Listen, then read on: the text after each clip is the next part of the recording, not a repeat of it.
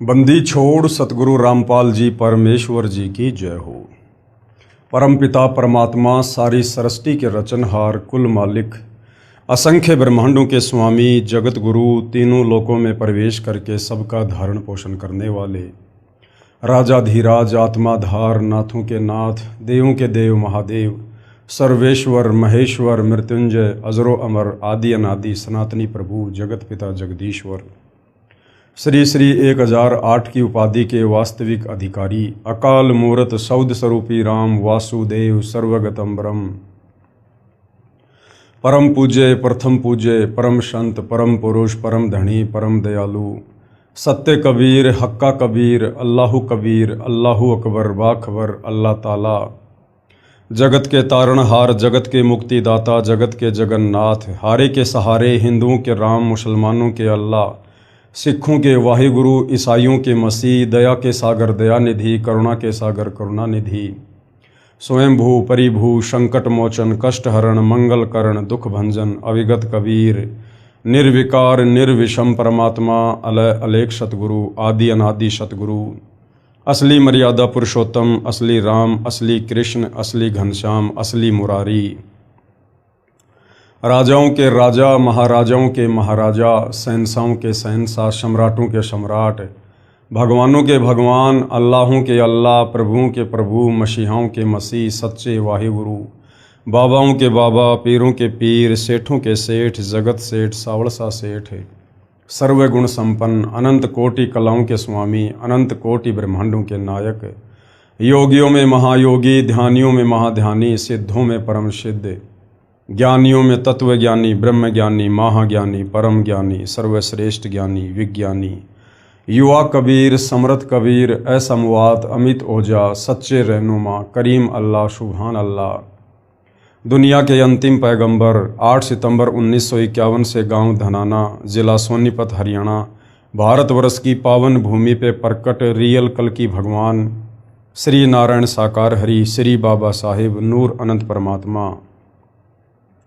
सच्चे दरवेश सच्चे बाखबर संत श्रोमणी सतगुरु रामपाल जी परमेश्वर जी के चरण कमल में आप और हम सभी भाई बहनों का अनंत कोटि दंडवत प्रणाम। सत्साई भाई और बहनों, बहुत बड़ी दया बहुत बड़ी मेहर पूज्य गुरुदेव भगवान की परमेश्वर रामपाल जी की, जिनके शुभ आशीर्वाद से विशेष आशीर्वाद से उन्हीं के सत्संगों का संग्रह पवित्र आध्यात्मिक पुस्तक ज्ञान गंगा के ऊपर वीडियो बनाने की श्रृंखला जारी है। इसी श्रृंखला में आज हमारा ये 32वें नंबर का वीडियो है। प्रत्येक वीडियो में हमें अध्यात्म के विषय में बहुत कुछ जानने और समझने को उपलब्ध हो रहा है। भाई और बहनों, ये पवित्र पुस्तक ज्ञान गंगा जो सर्व धर्मों के सर्व धर्मशास्त्रों के ज्ञान से प्रमाणित है, इस पुस्तक को पढ़ने के बाद हमारे मन मस्तिष्क में किसी भी प्रकार का संदेह भक्ति मार्ग को लेकर नहीं रह जाएगा। यदि हमने निष्पक्ष भाव से धैर्य के साथ रुचि लेकर इस पवित्र पुस्तक को पढ़ा तो इस पुस्तक के अमृत ज्ञान में सुई की नोक रखने जितनी कमी निकालने में किसी भी धर्म का कोई भी धर्मगुरु सक्षम नहीं है। तो भाई और बहनों, इस पवित्र पुस्तक में जो सृष्टि रचना है पेज नंबर 22 से लेकर पेज नंबर 74 तक, जिसके ऊपर लगभग 6 या 7 वीडियो बन चुके हैं। यदि आपने भक्ति मार्ग पर सफल होना है, आपने आध्यात्मिक मार्ग को समझना है, अपनी आत्मा का कल्याण करवाना है, किसी भी धर्म ग्रंथ को समझना है, तो आपने सृष्टि रचना को पहले समझना होगा। इसलिए आप जियों से विनती है, यदि आप पहली बार इस पवित्र पुस्तक पर बन रहे वीडियो देख रहे हैं तो आप जी ने अभी तक जितने भी वीडियो बन चुके हैं आपने शुरुआत से अवश्य देखनी चाहिए, क्योंकि सृष्टि रचना भक्ति मार्ग की नींव है और यदि नींव कमजोर होगी तो ऊपर मकान अच्छे से नहीं बनेगा, मजबूत नहीं बनेगा। तो सृष्टि रचना को समझे बिना हम भक्ति मार्ग पर 4 कदम आगे नहीं रख पाएंगे। हमें कोई भी डगमग कर देगा, कोई भी हमें विचलित कर देगा और हम शत भक्ति मार्ग से दूर हो जाएंगे। तो भाई और बहनों, आज इस पवित्र पुस्तक पर हमारा जो ये 32वें नंबर का वीडियो है, आज इसमें परमेश्वर हमें त्रेता युग में जब वे मुनिंद्र ऋषि के नाम से धरती पर प्रकट हुए, अपने तत्व ज्ञान का प्रचार प्रसार किया, तो वे श्रीलंका गए जहाँ उनका परम भगत चंद्र विजय भाट रहा करता था। परमेश्वर ने उसे अपनी शरण में लिया, उसकी पत्नी को शरण में लिया, और साथ में जो लंका का राजा रावण था, परमेश्वर उसके पास भी गए थे उसको समझाने के लिए, परंतु अभिमानवश रावण ने मुनिंदर ऋषि रूप में परमेश्वर कबीर जी की बातों को महत्व नहीं दिया। परंतु रावण का छोटा भाई विभीषण और रावण की पत्नी मंदोदरी, इन दोनों ने मुनिंदर रूप में कबीर परमेश्वर जी के तत्व ज्ञान को स्वीकार किया और वे उनकी शरण में आए।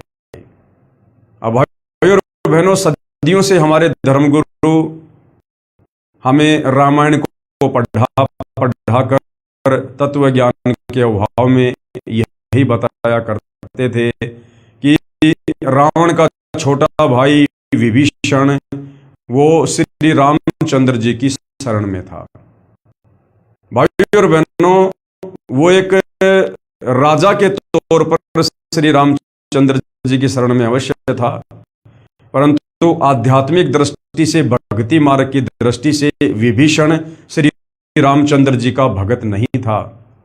विभीषण कबीर परमेश्वर जी का भगत था, जो कबीर परमेश्वर त्रेता युग में मुनिंदर ऋषि के नाम से प्रकट थे। आज से पहले भाइयों और बहनों, हमें इन शास्त्रों की गूढ़ सच्चाई नहीं बताई गई, नहीं समझाई गई, क्योंकि हमारे नादान धर्मगुरुओं को तत्व ज्ञान के अभाव में इन धर्म शास्त्रों की यथार्थता का ज्ञान नहीं था। अब दया हुई है, सृष्टि के रचनहार, सारी सृष्टि के पालन पोषण कर, सर्व ब्रह्मांडों के रचयिता परमेश्वर अपने सतलोक से करके स्वयं ही इसमें 8 सितंबर 1951 को सतगुरु रामपाल जी के नाम से प्रकट हुए हैं, और सन 1994 से अपने यथार्थ 13वें कबीर पंथ को शुरू हमें ये ज्ञान। तो सतगुरु रामपाल जी के सत्संग सुने बिना हम अध्यात्म के विषय में कुछ भी नहीं जान सकते, कुछ भी नहीं समझ सकते। तो परमेश्वर ने त्रेता युग में किस प्रकार से विभीषण और मंदोदरी को अपनी शरण में लिया। भाइयों और बहनों, ये परमेश्वर की लीला है, ये परमेश्वर की महिमा है, क्योंकि जितनी भी ये कथाएं हैं ये परमेश्वर की लीला और उनकी महिमाओं के अंतर्गत आती हैं। इन कथाओं को बार बार सुनने से और पढ़ने से हम ढेरों पुण्य के भागी बनते हैं। पवित्र पुस्तक ज्ञान गंगा कबीर साहिब द्वारा विभीषण तथा मंदोदरी को शरण में लेना। कबीर परमेश्वर जी द्वारा विभीषण, रावण का छोटा भाई विभीषण तथा रावण की पत्नी मंदोदरी को त्रेता युग में अपनी शरण में लेना। परमेश्वर मुनिंदर अनल अर्थात नल तथा अनिल अर्थात नील को शरण में लेने के उपरांत, नल और नील ये दोनों मौसेरे भाई थे, ये दोनों 3 ताप के कष्ट से परेशान थे।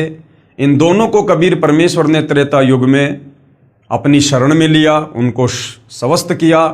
उसके बाद कबीर परमेश्वर जी श्रीलंका गए और वहाँ पर अपने पूर्व किसी जन्म के भगत चंद्र विजय भाट को भी शरण में लिया। परमेश्वर मुनिंदर नल तथा नील को शरण में लेने के उपरांत श्रीलंका में गए। वहाँ पर एक परम भगत चंद्र विजय जी का 16 सदस्यों का पुण्य परिवार रहता था। यानी युगों युगों से ये भगत आत्मा चंद्र विजय ये कबीर परमेश्वर जी की शरण में रहता हुआ आ रहा था। वह भाट जाति में उत्पन्न पुण्यकर्मी प्राणी थे। परमेश्वर मुनिंदर यानी कबीर देव जी का उपदेश सुनकर पूरे परिवार ने नामदान प्राप्त किया।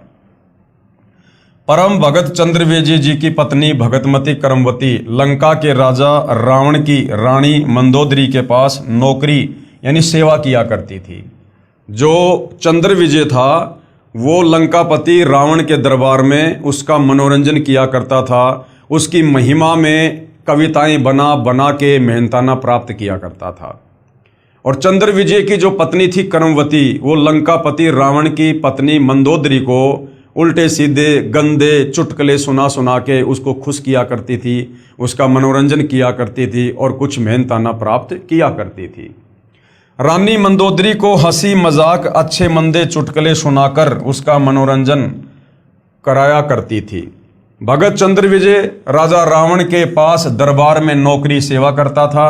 राजा की बड़ाई के गाने सुनाकर प्रसन्न करता था, यानी उन राजाओं की महिमा और प्रशंसा के गीत गाया करता था। भगत चंद्र विजय की पत्नी भगतमती करमवती परमेश्वर से उपदेश प्राप्त करने के उपरांत रानी मंदोदरी को प्रभु चर्चा जो सृष्टि रचना अपने सतगुरुदेव मुनिंद्र जी से सुनी थी प्रतिदिन सुनाने लगी। करमवती क्या करने लगी? वो गंदे गाने, गंदे चुटकुले, उससे तो किनारा कर लिया कि मैंने अब उपदेश ले लिया है। और जीव्या तो वाये बली जो रटे हरि को नाम, वरना काट के फेंक दो मुख में बलोना चाम। तो करमवती अब लंकापति रावण की पत्नी मंदोदरी को गंदे चुटकुले नहीं बल्कि परमेश्वर की सत महिमा सुनाया करती थी, सृष्टि रचना बताया करती थी। और परमेश्वर ने किन किन आत्माओं को सतयुग में अपनी शरण में लिया, किस प्रकार से परमात्मा पृथ्वी पर प्रकट होते हैं, इस प्रकार परमेश्वर की महिमा सुनाने लगी। भगतमती मंदोदरी रानी को अति आनंद आने लगा, क्योंकि मंदोदरी भी पूर्व जन्म की कबीर परमेश्वर जी की भगत थी, भगत आत्मा थी। इसलिए जैसे ही करमवती के मुख से परमेश्वर की महिमा सुनने लगी उसे भी आनंद आने लगा, क्योंकि भाई और बहनों आत्मा की खुराक परमेश्वर की चर्चा ही है। कई कई घंटों तक प्रभु की सत्य कथा को भगतमती करमवती सुनाती रहती थी तथा मंदोदरी की आंखों से आंसू बहते रहते। एक दिन रानी मंदोदरी ने करमवती से पूछा, आपने ये ज्ञान किससे सुना? आप तो बहुत अनाप शनाप बातें किया करती थी। इतना बदलाव परमात्मा तुल्य संत बिना नहीं हो सकता। मंदोदरी ने कहा कि करमवती तेरे अंदर इतना बदलाव, ये तो यदि भगवान ही संत रूप में आए हुए हैं तो कर सकते हैं, अन्यथा तेरे में तो ये बदलाव नहीं हो सकता था। तब करमवती ने बताया कि हमने एक परम संत से अभी अभी उपदेश लिया है। रानी मंदोदरी ने संत के दर्शन की अभिलाषा व्यक्त करते हुए कहा, आपके गुरु अब की बार आए तो उन्हें हमारे घर बुला कर लाना। अपनी मालकिन का आदेश प्राप्त करके शीश झुकाकर सत्कार पूर्वक कहा कि जो आपकी आज्ञा, आपकी नौकरानी वही करेगी। मेरी एक विनती है, कहते हैं कि संत को आदेश पूर्वक नहीं बुलाना चाहिए, स्वयं जाकर दर्शन करना उचित होता है, और जैसे आपकी आज्ञा वैसा ही होगा। महारानी मंदोदरी ने कहा कि अब के आपके गुरुदेव जी आए तो मुझे बताना, मैं स्वयं दर्शन करूंगी।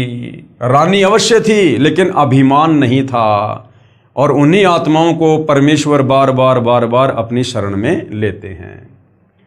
परमेश्वर ने फिर श्रीलंका में रजा की। मंदोदरी रानी ने उपदेश प्राप्त किया। अब जैसे ही दोबारा कबीर परमेश्वर जी चंद्र विजय भाट के घर पर आए और करमवती ने मंदोदरी के पास में संदेशा भिजवाया, उसी समय मंदोदरी तुरंत मुनिंद्र रूप में आए हुए कबीर परमेश्वर जी की शरण में गई, सत्संग सुना और उपदेश प्राप्त कर लिया। कुछ समय उपरांत अपने प्रिय देवर श्री भगत विभीषण जी को उपदेश दिला दिया, और कुछ ही समय में कबीर परमेश्वर की कथा सुनाकर विभीषण को भी नाम उपदेश के लिए तैयार कर लिया। और जब दोबारा कबीर परमात्मा फिर आए तो मंदोदरी ने अपने देवर यानी लंकापति रावण के छोटे भाई विभीषण को भी मुनिंद्र रूप में आए हुए कबीर परमेश्वर से उपदेश दिलवा दिया। तो विभीषण श्री रामचंद्र जी की आध्यात्मिक दृष्टि से शरण में नहीं था, आध्यात्मिक दृष्टि से कबीर परमेश्वर जी का भगत था। भगतमती मंदोदरी उपदेश प्राप्त करके अहरनिश का मतलब होता है सुबह शाम भगवान के स्मरण में लीन रहने लगी।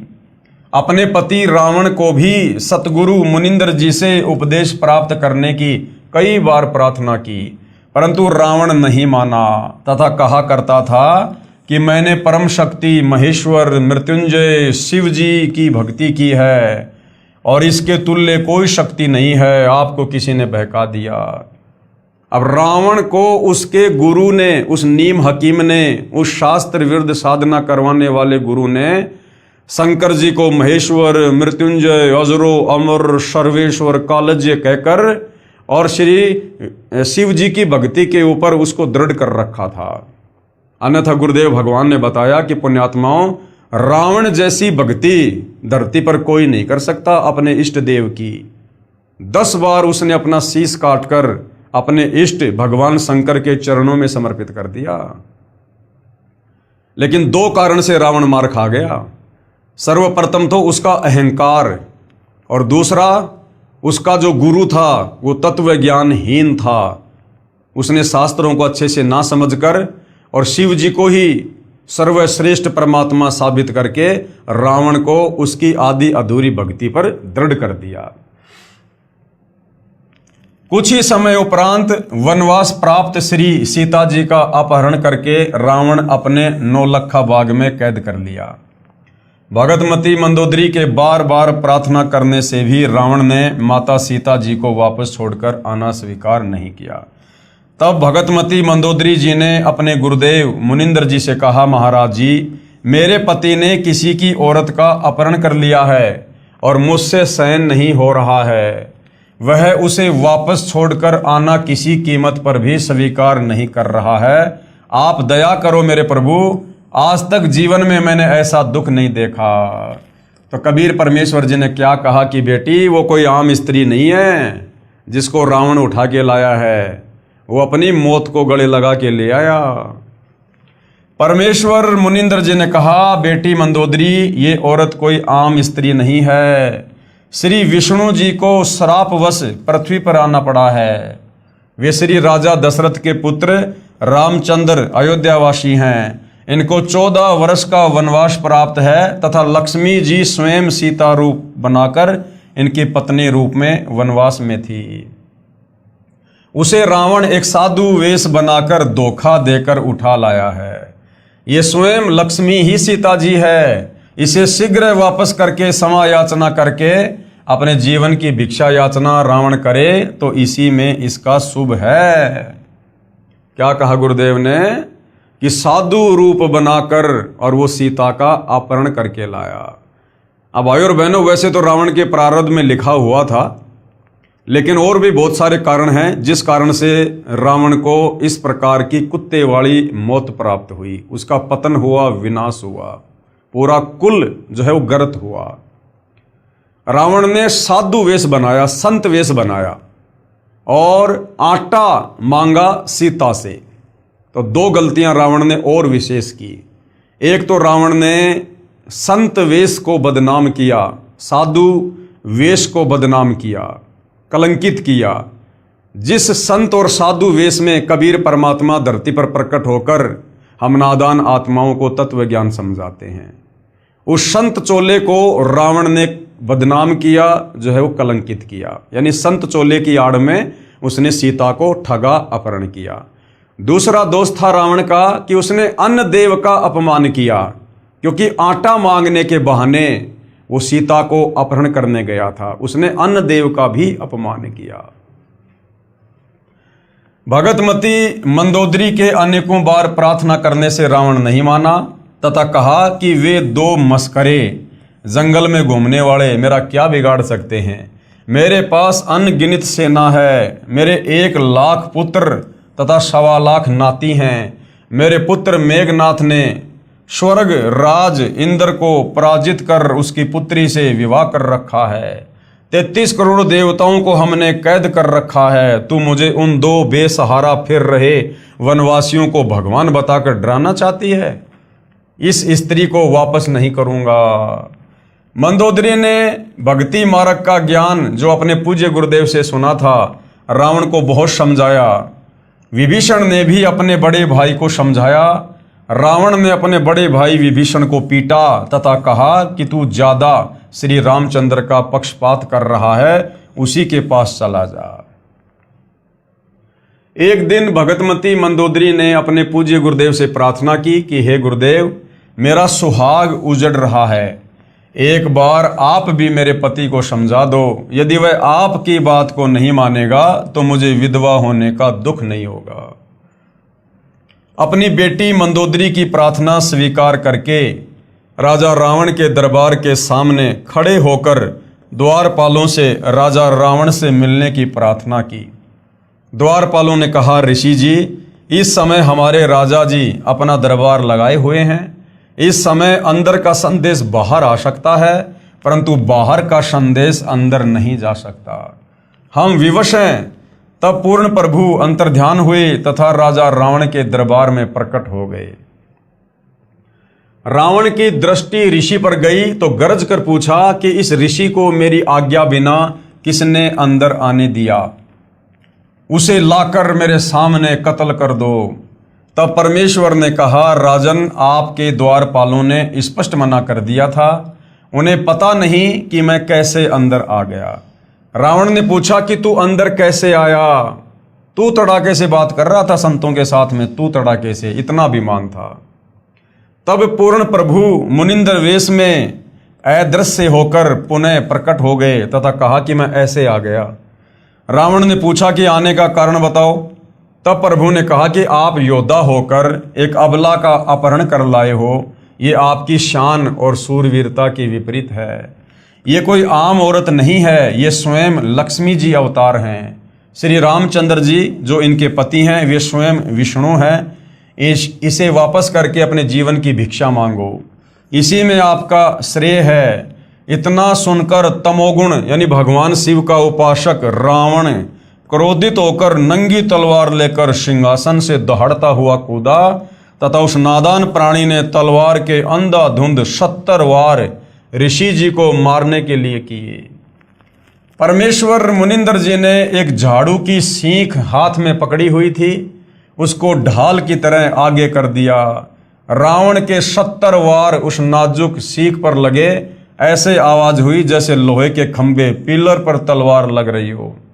सीख टस से मस नहीं हुई। रावण को पसीने आ गए, फिर भी अपने अहंकार वश नहीं माना। ये तो जान लिया कि ये कोई आम ऋषि नहीं है। कहा कि मैंने आपकी एक भी बात नहीं सुननी है, आप जा सकते हैं। परमेश्वर अंतर्ध्यान हो गए। अब मूर्खों के पीछे क्या माथा मारे परमात्मा।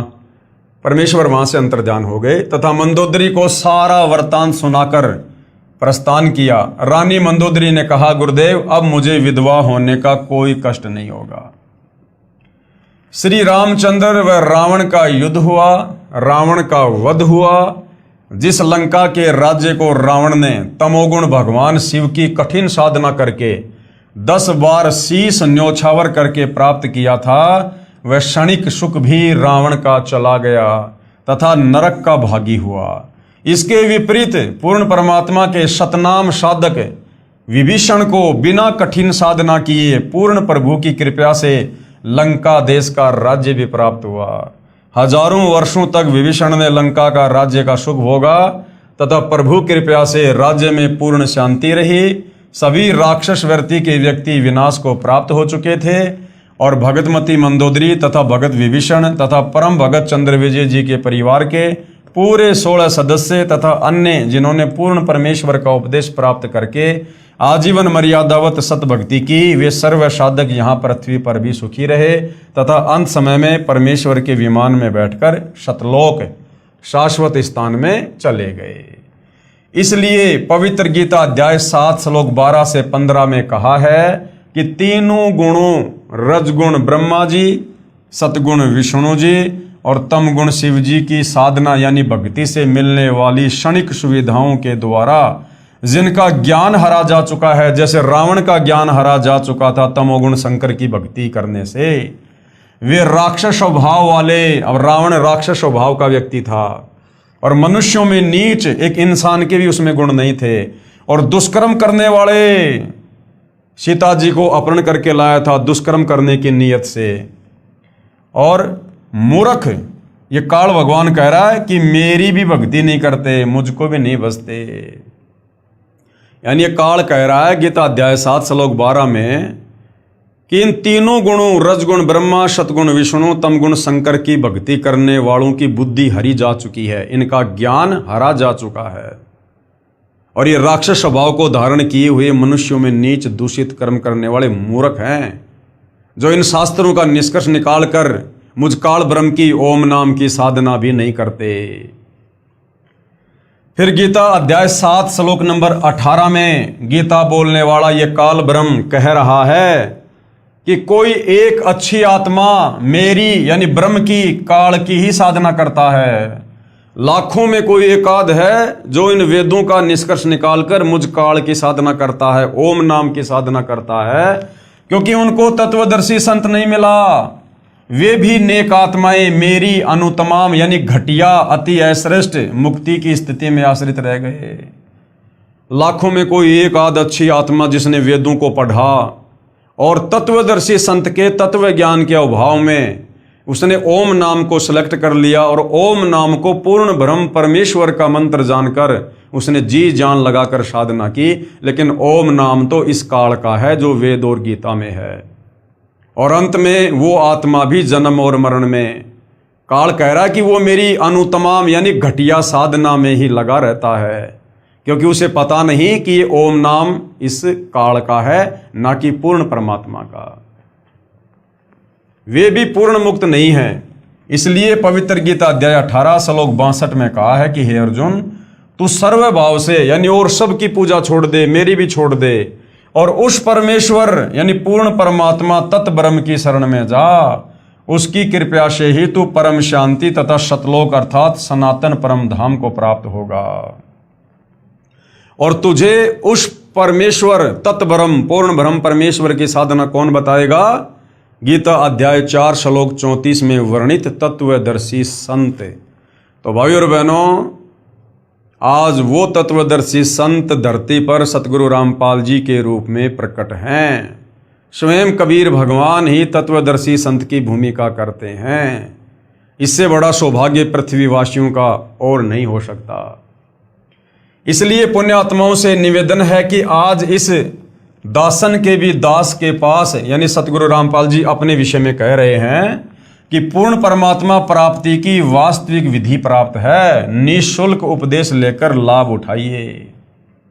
उसके बाद भाइयों और बहनों, द्वापर युग में फिर वही कबीर परमात्मा एक पूरा जीवन शिशु रूप में धरती पर प्रकट होकर और अपनी आत्माओं तक तत्व ज्ञान पहुंचाने का जीते हैं लीलामय तरीके से। तो द्वापर युग में वही कबीर परमात्मा जो त्रेता युग में मुनिंद्र ऋषि के नाम से आए, सतयुग में सतसुकृत ऋषि के नाम से आए, और द्वापर में करुणामय ऋषि के नाम से प्रकट हुए। और जैसे परमेश्वर ने सतयुग और त्रेता में लीलाएं की, उसी प्रकार से द्वापर में भी अपनी अच्छी आत्माओं को अपनी शरण में लिया। तो द्वापर में परमेश्वर ने विशेषकर किन किन पुण्यात्माओं को अपनी शरण में लिया?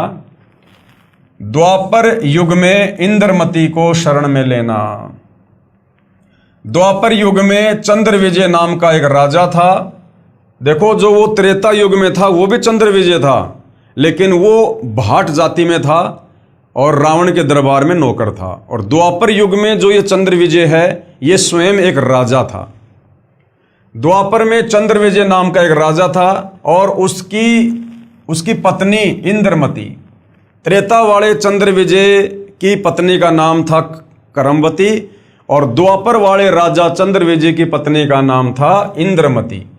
उसकी पत्नी इंद्रमती बहुत ही धार्मिक प्रवृत्ति की औरत थी, संत महात्माओं का बहुत आदर किया करती थी। उसने एक गुरुदेव भी बना रखा था।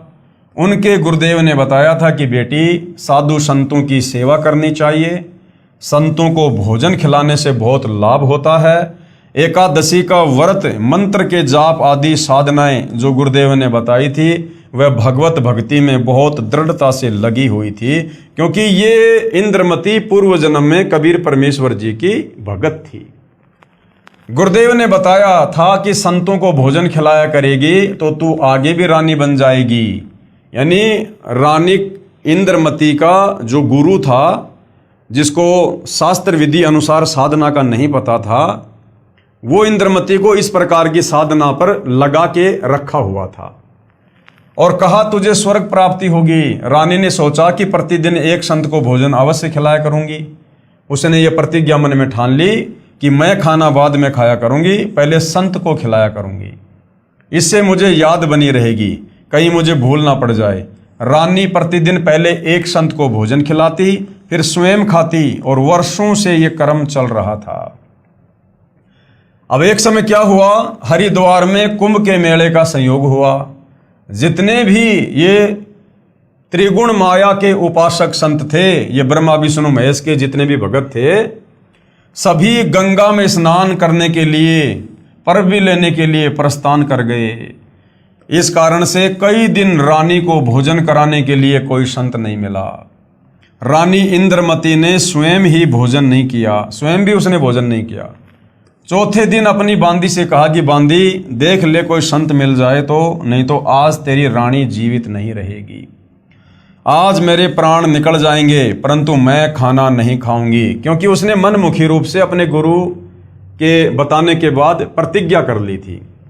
वह दीन दयाल कबीर परमेश्वर अपने पूर्व वाले भगत को शरण में लेने के लिए न जाने क्या क्या कारण बना देता है।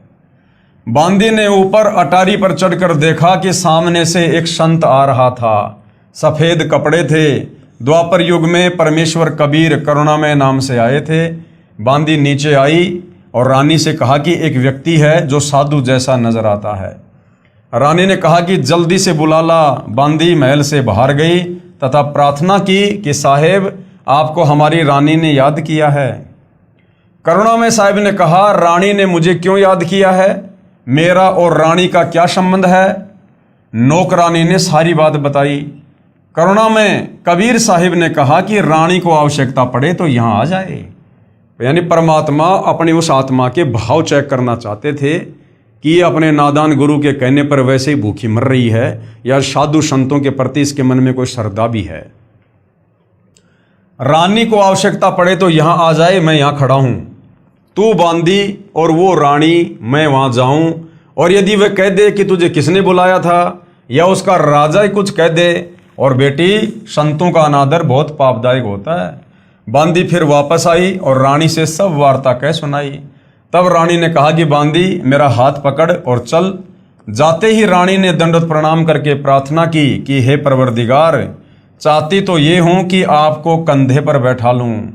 करुणामय साहिब ने कहा, बेटी मैं यही देखना चाहता था कि तेरे में कोई श्रद्धा भी है या वैसे ही भूखी मर रही है। अब भाई और बहनों, ये गलती वर्तमान में आप और हमने नहीं करनी है, क्योंकि वर्तमान ये भक्ति युग है, कलयुग की पिछली पीढ़ी है, और आप और हमें जो मिलना था वो मिल चुका है। यानी पूर्ण ब्रह्म परमेश्वर स्वयं पूर्ण संत के रूप में हमें मिल चुके हैं। अब ये रानी इंद्रमती जिस प्रकार की गलती कर रही है, हर किसी संत के चरणों में गिर जाना, दंडवत करना, हर किसी संत में पूर्ण श्रद्धा जो है वो प्रकट कर देना, ये गलती अब आप और हमने नहीं करनी है। इंद्रमती को तो उस समय पूर्ण तत्व ज्ञान नहीं था, वो भक्ति युग मोक्ष मार्ग नहीं था उस समय कंप्लीट। तो वर्तमान में आप और हमने अपने पूज्य गुरुदेव के अलावा अन्य किसी भी साधु संत महात्मा को दंडवत प्रणाम नहीं करना। आदरवश सम्मानवश झुक के हाथ जोड़ के प्रणाम सभी को कर सकते हैं, चाहे आम व्यक्ति हो चाहे साधु संत हो, हमारी दृष्टि में सब बराबर हैं। और अब हमें तत्व ज्ञान हो गया, तो अब हमें पता चल गया कि हमारे पूज्य गुरुदेव के अलावा चाहे कोई कितना ही बड़ा साधु संत महात्मा नजर क्यों ना आता हो, वो अंदर से खाली खोखा है, केवल डूंडा साधु का है, अंदर उसके भक्ति भाव नहीं है। वो शास्त्र विरुद्ध साधना ही करता हुआ मिलेगा, चाहे कितना भी उच्च कोटि का माना हुआ संत क्यों ना दिखाई दे।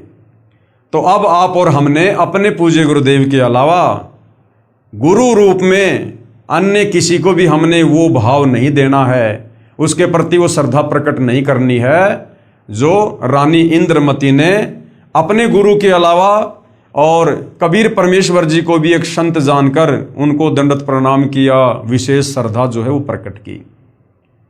क्योंकि वर्तमान में तत्व ज्ञान गुरुदेव ने हमें कंप्लीट दे दिया है। मैं यही देखना चाहता था कि तेरे में कोई श्रद्धा भी है या वैसे ही भूखी मर रही है। रानी ने अपने हाथों खाना बनाया। करुणामय रूप में आए कबीर देव ने कहा कि मैं खाना नहीं खाता, मेरा शरीर खाना खाने का नहीं है। यानी मेरा शरीर आप लोगों की तरह 5 तत्व का नहीं है, मेरा तेज पुंज का शरीर है। तो रानी ने कहा कि मैं भी खाना नहीं खाऊंगी। करुणामय साहिब ने कहा कि ठीक है बेटी, लाओ खाना खाते हैं, क्योंकि समर्थ उसी को कहते हैं जो चाहे सो कर दे। सतगुरु जो चाहे सो कर ही, भरम पड़ो मत कोई, और सेऊ धड़ पर शीश चढ़ाया पाछे करी रसोई। करुणामय साहिब ने खाना खा लिया। फिर रानी से पूछा कि जो ये तू साधना कर रही है ये तेरे को किसने बताई है? रानी ने कहा कि मेरे गुरुदेव ने आदेश दिया है। कबीर साहब ने पूछा क्या आदेश दिया है तेरे गुरुदेव ने? इंद्रमती ने कहा कि ब्रह्मा विष्णु महेश की पूजा, एकादशी का व्रत, तीर्थ भ्रमण, देवी पूजा, श्राद्ध निकालना, मंदिर में जाना, संतों की सेवा करना। ये संतों की सेवा को छोड़कर जितनी भी क्रिया हैं ये सारी की सारी वेद और गीता के विरुद्ध हैं। करुणा में यानी कबीर साहिब ने कहा कि जो भक्ति तेरे गुरुदेव ने दी है तेरे को जन्म और मरण तथा स्वर्ग नरक व 84 लाख योनियों के कष्ट से मुक्त नहीं कर सकती। रानी ने कहा कि महाराज जी जितने भी संत हैं अपनी अपनी प्रभुता आप ही बनाने आते हैं, मेरे गुरुदेव के बारे में कुछ नहीं कहोगे, मैं चाहे मुक्त हूं या ना हूं। अब करुणा में यानी कबीर साहिब सोचते हैं कि इस भोले जीव को कैसे समझाएं। इन्होंने जो पूंछ पकड़ ली उसको छोड़ नहीं सकते, मर सकते हैं। करुणामय साहिब ने कहा कि बेटी वैसे तो तेरी इच्छा है, मैं निंदा नहीं कर रहा। क्या मैंने आपके गुरुदेव को गाली दी है या कोई बुरा कहा है? मैं तो भक्ति मार्ग बता रहा हूं कि ये भक्ति शास्त्रों के विरुद्ध है, तुझे पार नहीं होने देगी और न ही तेरा कोई आने वाला कर्म दंड कटेगा। और सुन ले फिर क्या कहा परमात्मा जी ने इंद्रमती को, और सुन ले आज से तीसरे दिन तेरी मृत्यु हो जाएगी, ना तेरा गुरु बचा सकेगा और ना तेरी ये नकली भक्ति बचा सकेगी। जब मरने की बारी आती है फिर जीव को डर लगता है, वैसे तो नहीं मानता।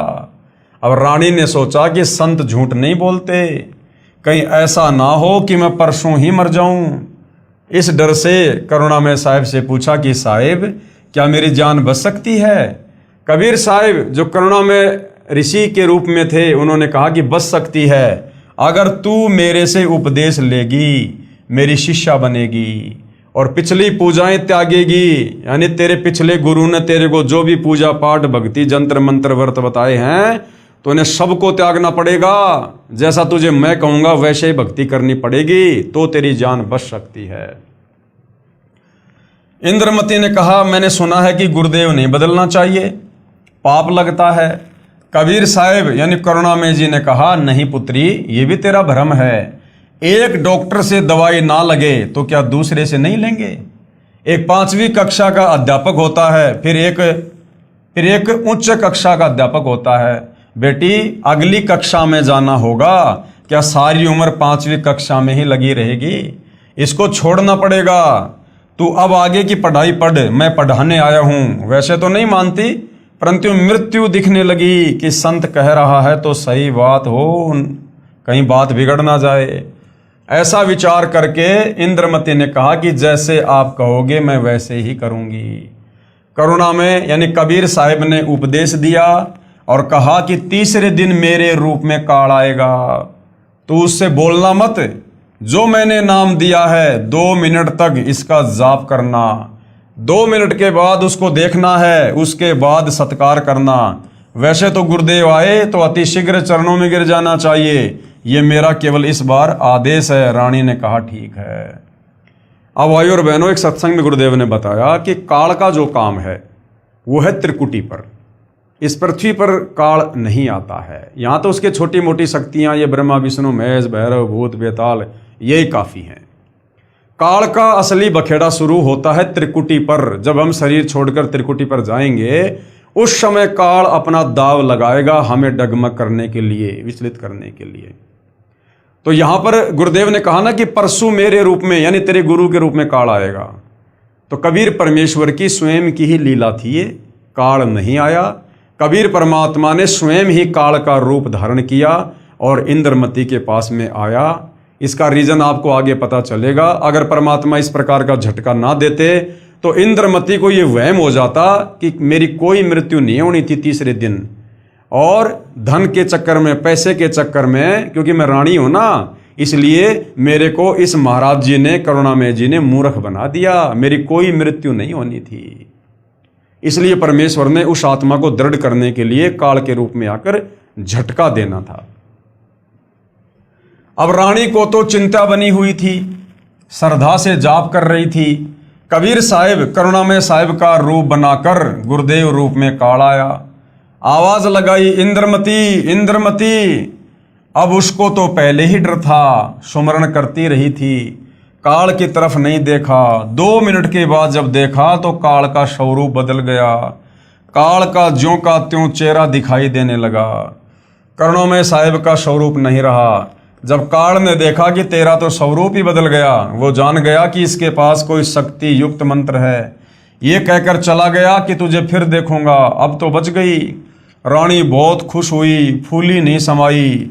कभी अपनी बांदियों को कहने लगी कि मेरी मृत्यु होनी थी, मेरे गुरुदेव ने मुझे बचा लिया। राजा के पास गई तथा कहा कि आज मेरी मृत्यु होनी थी, मेरे गुरुदेव ने रक्षा कर दी, मुझे लेने के लिए काल आया था। अब राजा कहाँ इन बातों पर इतना ज़्यादा गौर करे। राजा ने कहा कि तू ऐसे ड्रामे करती रहती है, काल आता तो क्या तुझे छोड़ जाता?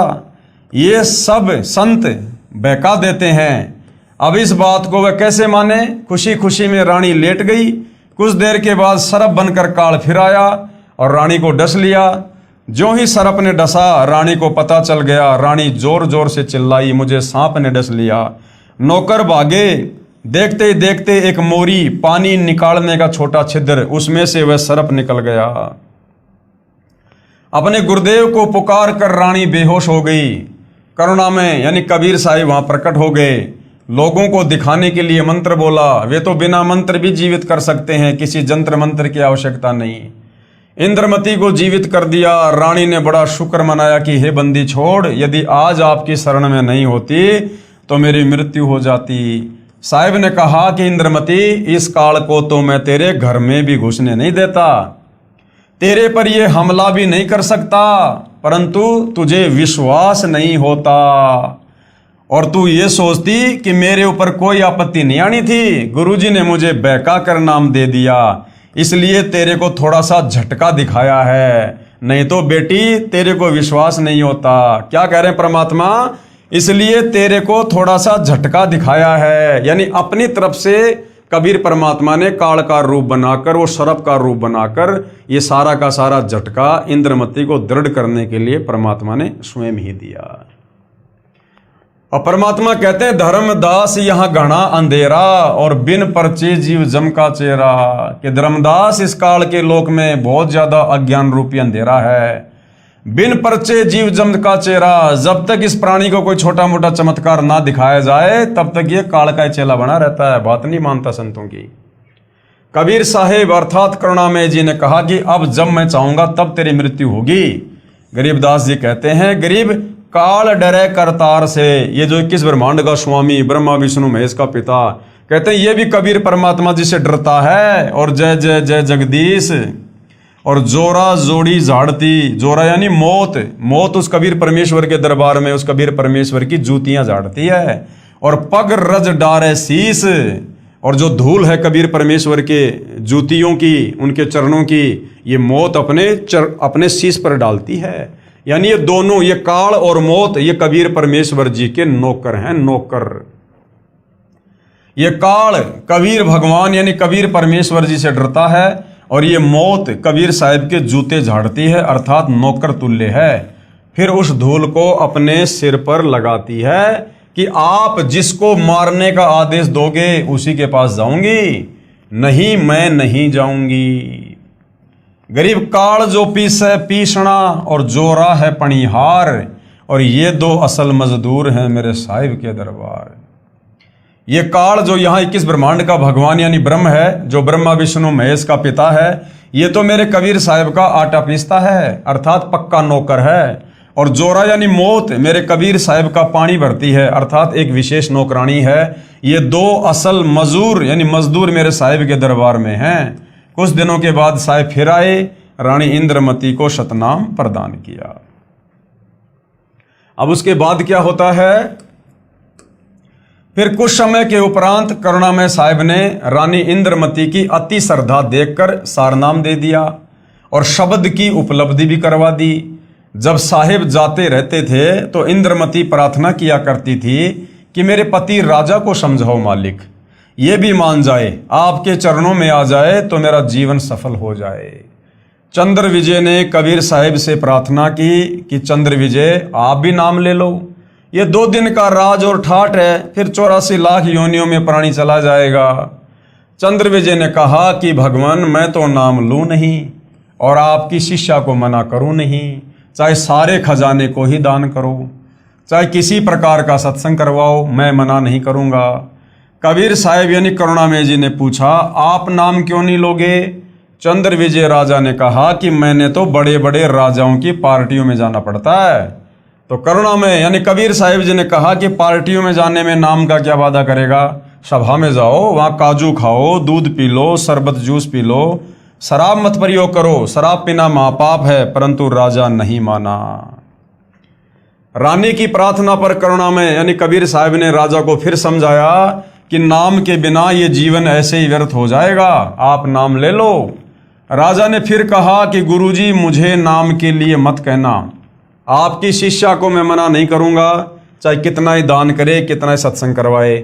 साहिब ने कहा कि बेटी इस 2 दिन के सुख को देखकर इसकी बुद्धि भ्रष्ट हो चुकी है, तू प्रभु के चरणों में लगी रह, अपना आत्म कल्याण करवा। या कोई किसी का पति नहीं, कोई किसी की पत्नी नहीं, 2 दिन का संबंध है, अपना कर्म बना बेटी। जब इंद्रमती 80 वर्ष की बुढ़िया हो जाती है, कहाँ 40 साल की उम्र में मर जाना था, जब शरीर भी हिलने लगा तब करुणामय साहिब बोले, अब बोल इंद्रमती क्या चाहती है? चलना चाहती है सतलोक? इंद्रमती ने कहा कि साहिब मैं तैयार हूँ, बिल्कुल तैयार हूँ दाता। करुणामय साहिब ने कहा कि तेरी पोते या पोती में कोई ममता तो नहीं है?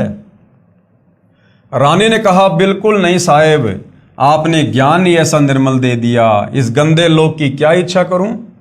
कबीर साहिब यानी करुणामय जी ने कहा कि चल बेटी। रानी प्राण त्याग गई। साहिब कबीर यानी करुणामय जी रानी इंद्रमती की आत्मा को ऊपर ले गए और इसी ब्रह्मांड में एक मानसरोवर है, यानी काल के इसी एक ब्रह्मांड में जो इसने सृष्टि चला रखी है, इसी ब्रह्मांड में एक मानसरोवर है। उस मानसरोवर पर जाकर इस आत्मा को स्नान कराना होता है, यानी आत्मा के कुछ और आवरण होते हैं जो वहाँ परमात्मा उतारते हैं। इस प्राणी को वहाँ साहिब कुछ समय तक रखते हैं। अब पूछते हैं कि अब फिर बता दे कि तेरी कुछ इच्छा हो तो दोबारा जन्म लेना पड़ेगा। यदि मन में इच्छा रह गई तो सतलोक नहीं जा सकती। इंद्रमती ने कहा साहिब आप तो अंतर्यामी हो, कोई इच्छा नहीं है, आपके चरणों की इच्छा है, लेकिन एक मन में शंका बनी हुई है। अब भाई और बहनों हम आत्माएं ऐसे मार खाते हैं। इंद्रमती ने कहा कि एक मन में शंका बनी हुई है कि मेरा जो पति था उसने मुझे किसी भी धार्मिक कर्म में कभी मना नहीं किया, नहीं तो आजकल के पति अपनी पत्नियों को बाधा कर देते हैं। यदि वह मुझे मना कर देता तो मैं आपके चरणों में नहीं लग पाती, मेरा कल्याण नहीं होता। अब ये भी हमारी कमजोरी होती है भाई और बहनों कि अगर मेरा पति नहीं मानता, मेरे सास ससुर नहीं मानते या मेरी पत्नी नहीं मानती तो मैं भक्ति नहीं कर पाती, भक्ति नहीं कर पाता, मेरा कल्याण नहीं हो पाता। अब भाई और बहनों परमात्मा ने जिस आत्मा से भक्ति करवानी होती है और उस भक्ति मार्ग में जो बाधा होती हैं, उन बाधाओं को कबीर परमात्मा ही सेटल करते हैं। और हम जीव उस कबीर परमेश्वर की महिमा को ना जानकर हम उस व्यक्ति विशेष को महत्व दे देते हैं कि मेरा पति अच्छा है, मेरी पत्नी अच्छी है, मुझे बाधा नहीं करती, मुझे बाधा नहीं करता। अरे भैया वो जीव है, वो कब काल प्रेरित हो जाए कोई भरोसा नहीं है। अगर उसको सेट कर रखा है तो ये गुरुदेव भगवान की मर्जी है, ये उनकी इच्छा है। तो हमने हर स्थिति में, हर परिस्थिति के लिए अपने गुरुदेव भगवान का ही धन्यवाद करना चाहिए। उसका इस शुभ कर्म में सहयोग का कुछ लाभ मिलता हो तो कभी उस पर भी दया करना दाता। अब साहिब ने देखा कि ये नादान इसके पीछे फिर लटक गई। साहिब बोले ठीक है बेटी, अभी तू 2-4 वर्ष यहाँ रह। शरीर छोड़ दिया, घर बार छोड़ दिया, मृत्यु हो गई, शरीर को पीछे से फूंक दिया।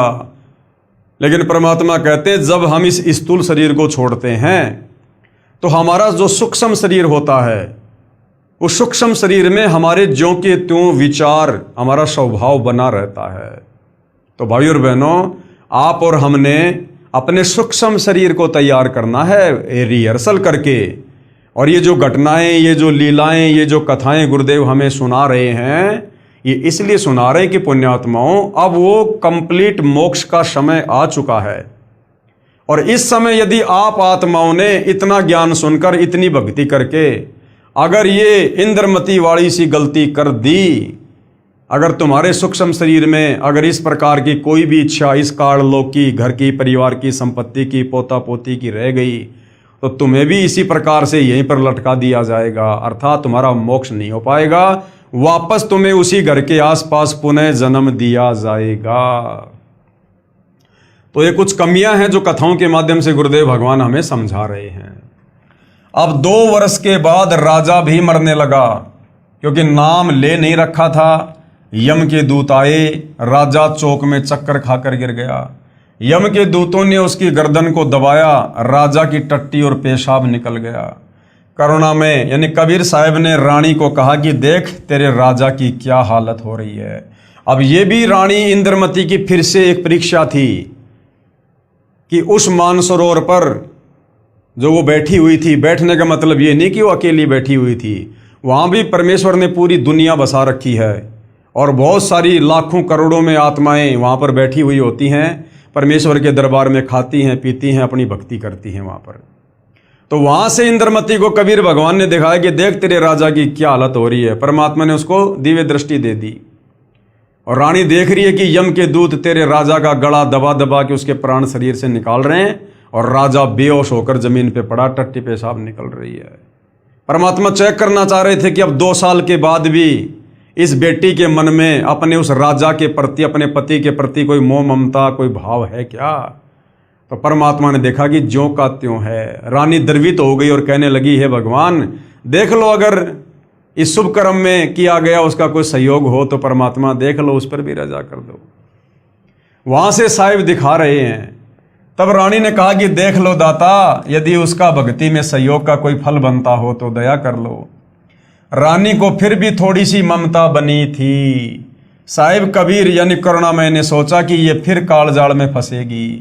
ये सोचकर मानसरोवर से वहां गए जहां राजा चंद्र विजय अपने महल में अचेत पड़ा था। यमदूत उसके प्राण निकाल रहे थे। कबीर साहिब के आते ही यमदूत ऐसे आकाश में उड़ गए जैसे मुर्दे से गिद्ध उड़ जाते हैं। चंद्र विजय होश में आ गया। सामने करुणामय साहिब खड़े थे। केवल चंद्र विजय को दिखाई दे रहे थे, किसी अन्य को दिखाई नहीं दे रहे थे। चंद्र विजय चरणों में गिरकर याचना करने लगा, मुझे क्षमा कर दो दाता।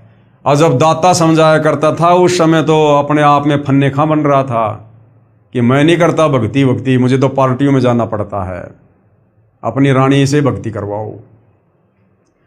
और जब यम के दूतों ने घेर लिया, प्राण निकालने लगे, मारने लगे, और जब वहां पर कबीर परमात्मा जी प्रकट हुए तो चंद्र विजय चरणों में गिरकर याचना करने लगा, मुझे क्षमा कर दो दाता, मेरी जान बचाओ।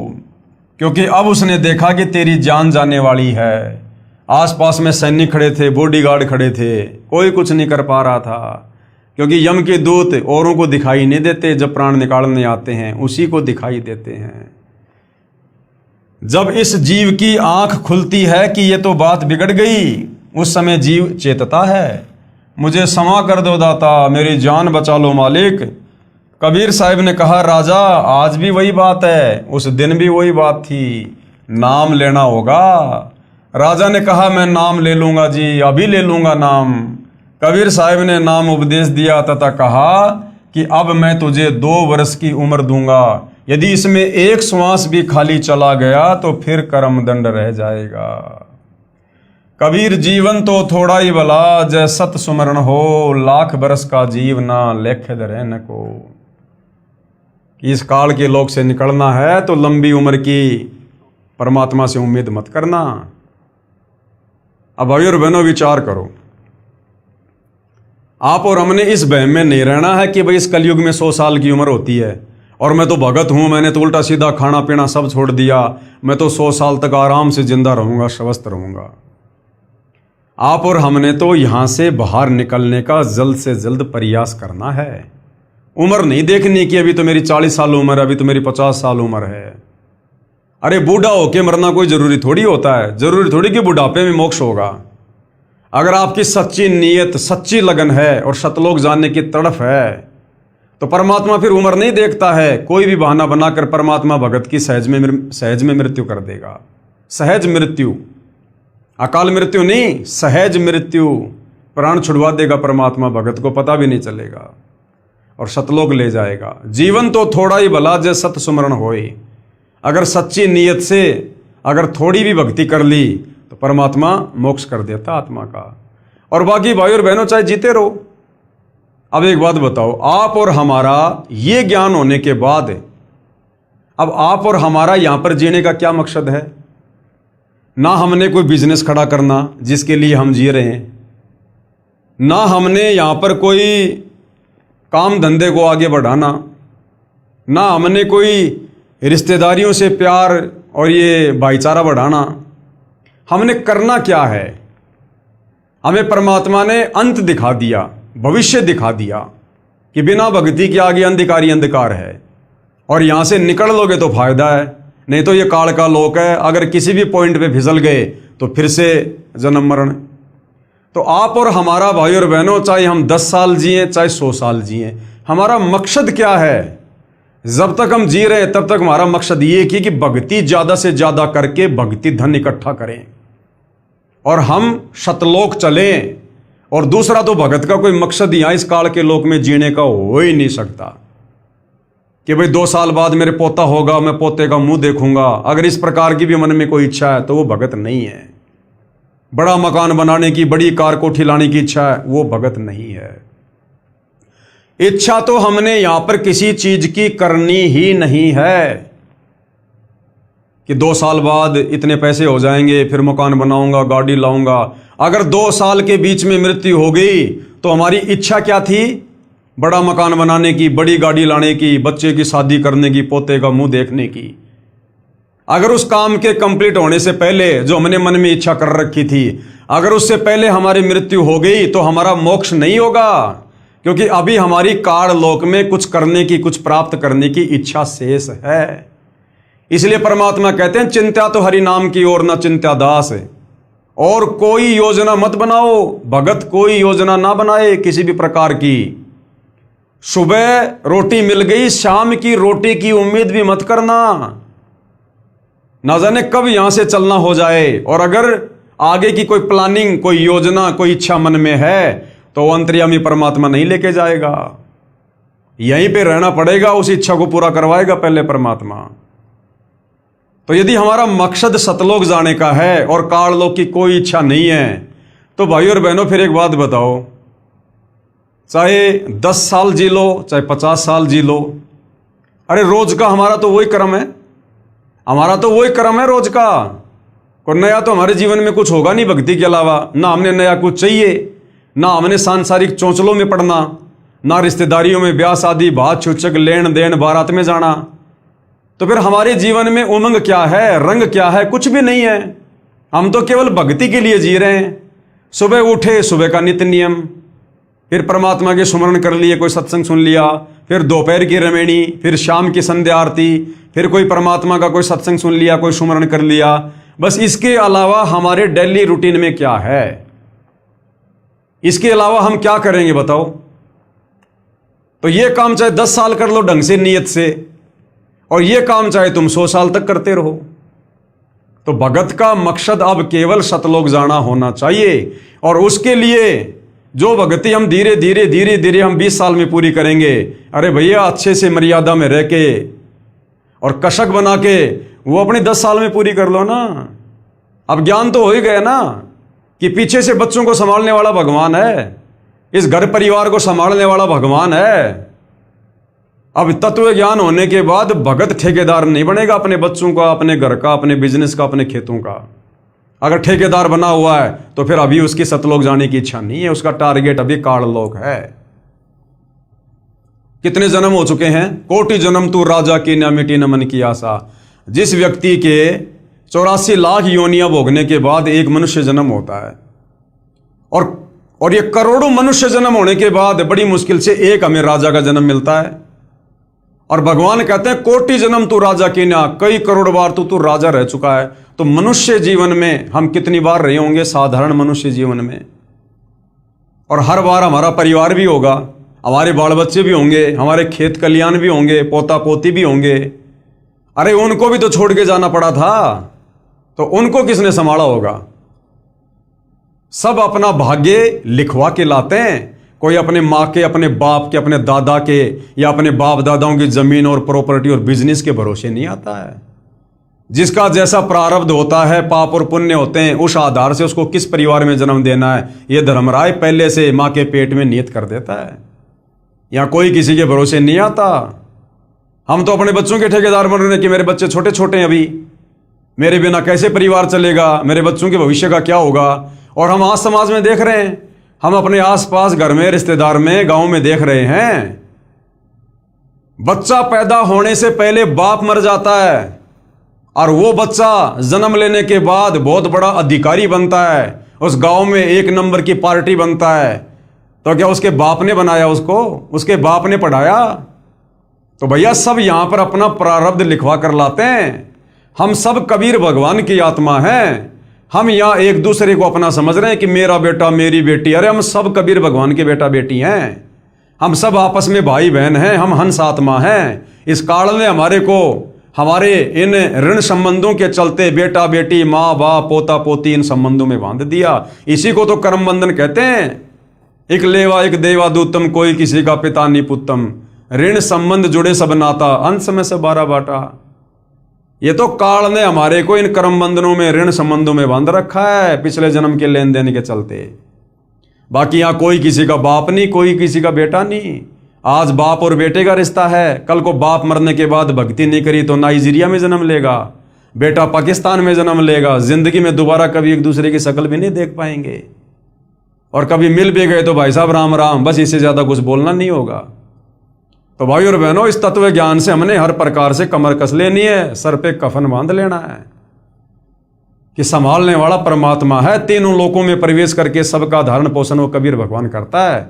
आप और हमें, जिनको हम अपनी अज्ञानता के चलते, जिनको बेटा बेटी और पति पत्नी मान रहे हैं, हमसे ज्यादा चिंता उस कबीर परमेश्वर को अपनी उन आत्माओं की है। हम क्या चिंता कर सकते हैं? और हमारी चिंता करने से क्या हो जाएगा? अरे माता पिता ने बच्चे को सुबह नहला के, कपड़े पहना के, टिफिन दे के बस में बैठा दिया, जा बेटा स्कूल में। 2 किलोमीटर बाद में बस एक्सीडेंट हो गई, बेटा मर गया। क्या कर लेंगे चिंता करके माता पिता? क्या कर लिया माता पिता ने? क्या बचाव कर लिया माता पिता ने? और वहां उस बच्चे की रक्षा करने वाला भी कबीर भगवान है, क्योंकि वो हमारा बेटा बेटी तो केवल इसी जन्म में है। झूठे रिश्ते नाते, असल में वो आत्मा भगवान की है। असली बेटा वो कबीर भगवान का है, सतगुरु रामपाल जी का है। तो भाई और बहनों, आप और हम भी केवल उतना ही बचाव कर सकते हैं जितना हमारे और उसके जो संस्कार आपस में जुड़े हुए हैं।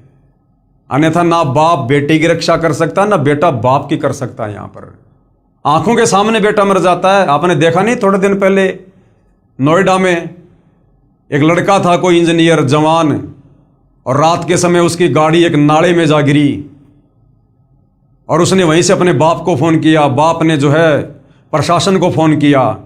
वहां बाप भी खड़ा है, प्रशासन भी खड़ा है, और वो बेटा धीरे धीरे धीरे धीरे उन सब की नजरों में उस पानी में डूब रहा है। वो उस दलदल में जा रहा है और सबकी आंखों के सामने वो डूब के मरा। ना उस बाप ने बचाया, ना प्रशासन ने बचाया। तो भाई और बहनों, यहां पर बचाने वाला ये कबीर भगवान है, और जिसके जैसे संस्कार हैं उस आधार से यहां पर रक्षा होती है। जबरदस्ती कबीर भगवान भी नहीं बचाता। इसलिए हम अपने बच्चों को भक्ति पर लगाएं, और भक्ति पर लग जाएंगे तो हम टेंशन फ्री हो जाएंगे फिर, क्योंकि उनकी नकेल हमने कबीर भगवान के हाथ में दे दी। अब कबीर परमात्मा जाने और वो उसकी आत्मा जाने। तो आप और हमने इस प्रकार से अपनी जिम्मेदारियों से तत्व ज्ञान को आधार बनाकर धीरे धीरे मुक्त होना है, मुक्त। तब भाई और बहनों बात बनेगी। नहीं तो रानी इंद्रमती की तरह फिर मानसरोवर पर जाकर फिर हमारे मन में वही विचार आएंगे, हाय मेरा पोता रह गया, मेरी पोती रह गई, ये रह गया, मेरा वो रह गया। तो परमात्मा फिर हर एक से पूछेगा नहीं। तुम सोचो कि मेरे से गुरु जी पूछेंगे, ना ना ना ना। ये घटनाएं तो परमात्मा ने चारों युगों में इसलिए की ताकि हम कलयुग की बिचली पीढ़ी वालों को सबक मिले। अन्यथा आप सोचो कि अब आज वर्तमान में भी हमें गुरुजी वहां लेकर जाएंगे और वहां ले जाने के बाद गुरुजी हमसे पूछेंगे कि बेटा तेरी किसी में मोह ममता तो नहीं है, वहां नहीं पूछने वाला भगवान है, वहां तो ऑटोमेटिक यस नो ऑटोमेटिक है। तो अब आप और हमने इस प्रकार की गलती करनी नहीं है। हमने हर प्रकार से रिश्ते नातों से, परिवार संपत्ति से, यहीं से हाथ झाड़ के चलना है बिल्कुल, कि मेरा कुछ नहीं है, ये तो काल का किस ब्रह्मांड है, ये तो काल ने तपस्या करके भगवान से प्राप्त कर रखे हैं, मेरा क्या अधिकार है। अरे जैसे हम होटल में जाते हैं, 2 रात्रि रुकते हैं, 1000-2000 रुपये जमा करवाते हैं, और होटल में हमें पंखा, कूलर, बेड, टीवी सारी सुविधा मिलती है, और जब हम होटल छोड़ के चलते हैं तो पंखा, कूलर, टीवी में हमारी कोई रुचि बनती है क्या? क्योंकि हम हकीकत से परिचित हैं कि ये संपत्ति मेरी नहीं है, ये होटल मालिक की है, मैं यहां पर केवल 2 रात के लिए मैं किराएदार था। तो इसी प्रकार इस 21 ब्रह्मांड में भाई और बहनों, हम अपना कर्म भोगने के लिए आए, हम यहाँ पर जो है किराएदार हैं। ये होटल इस काल का है, यहाँ की सारी सामग्री इस काल की है।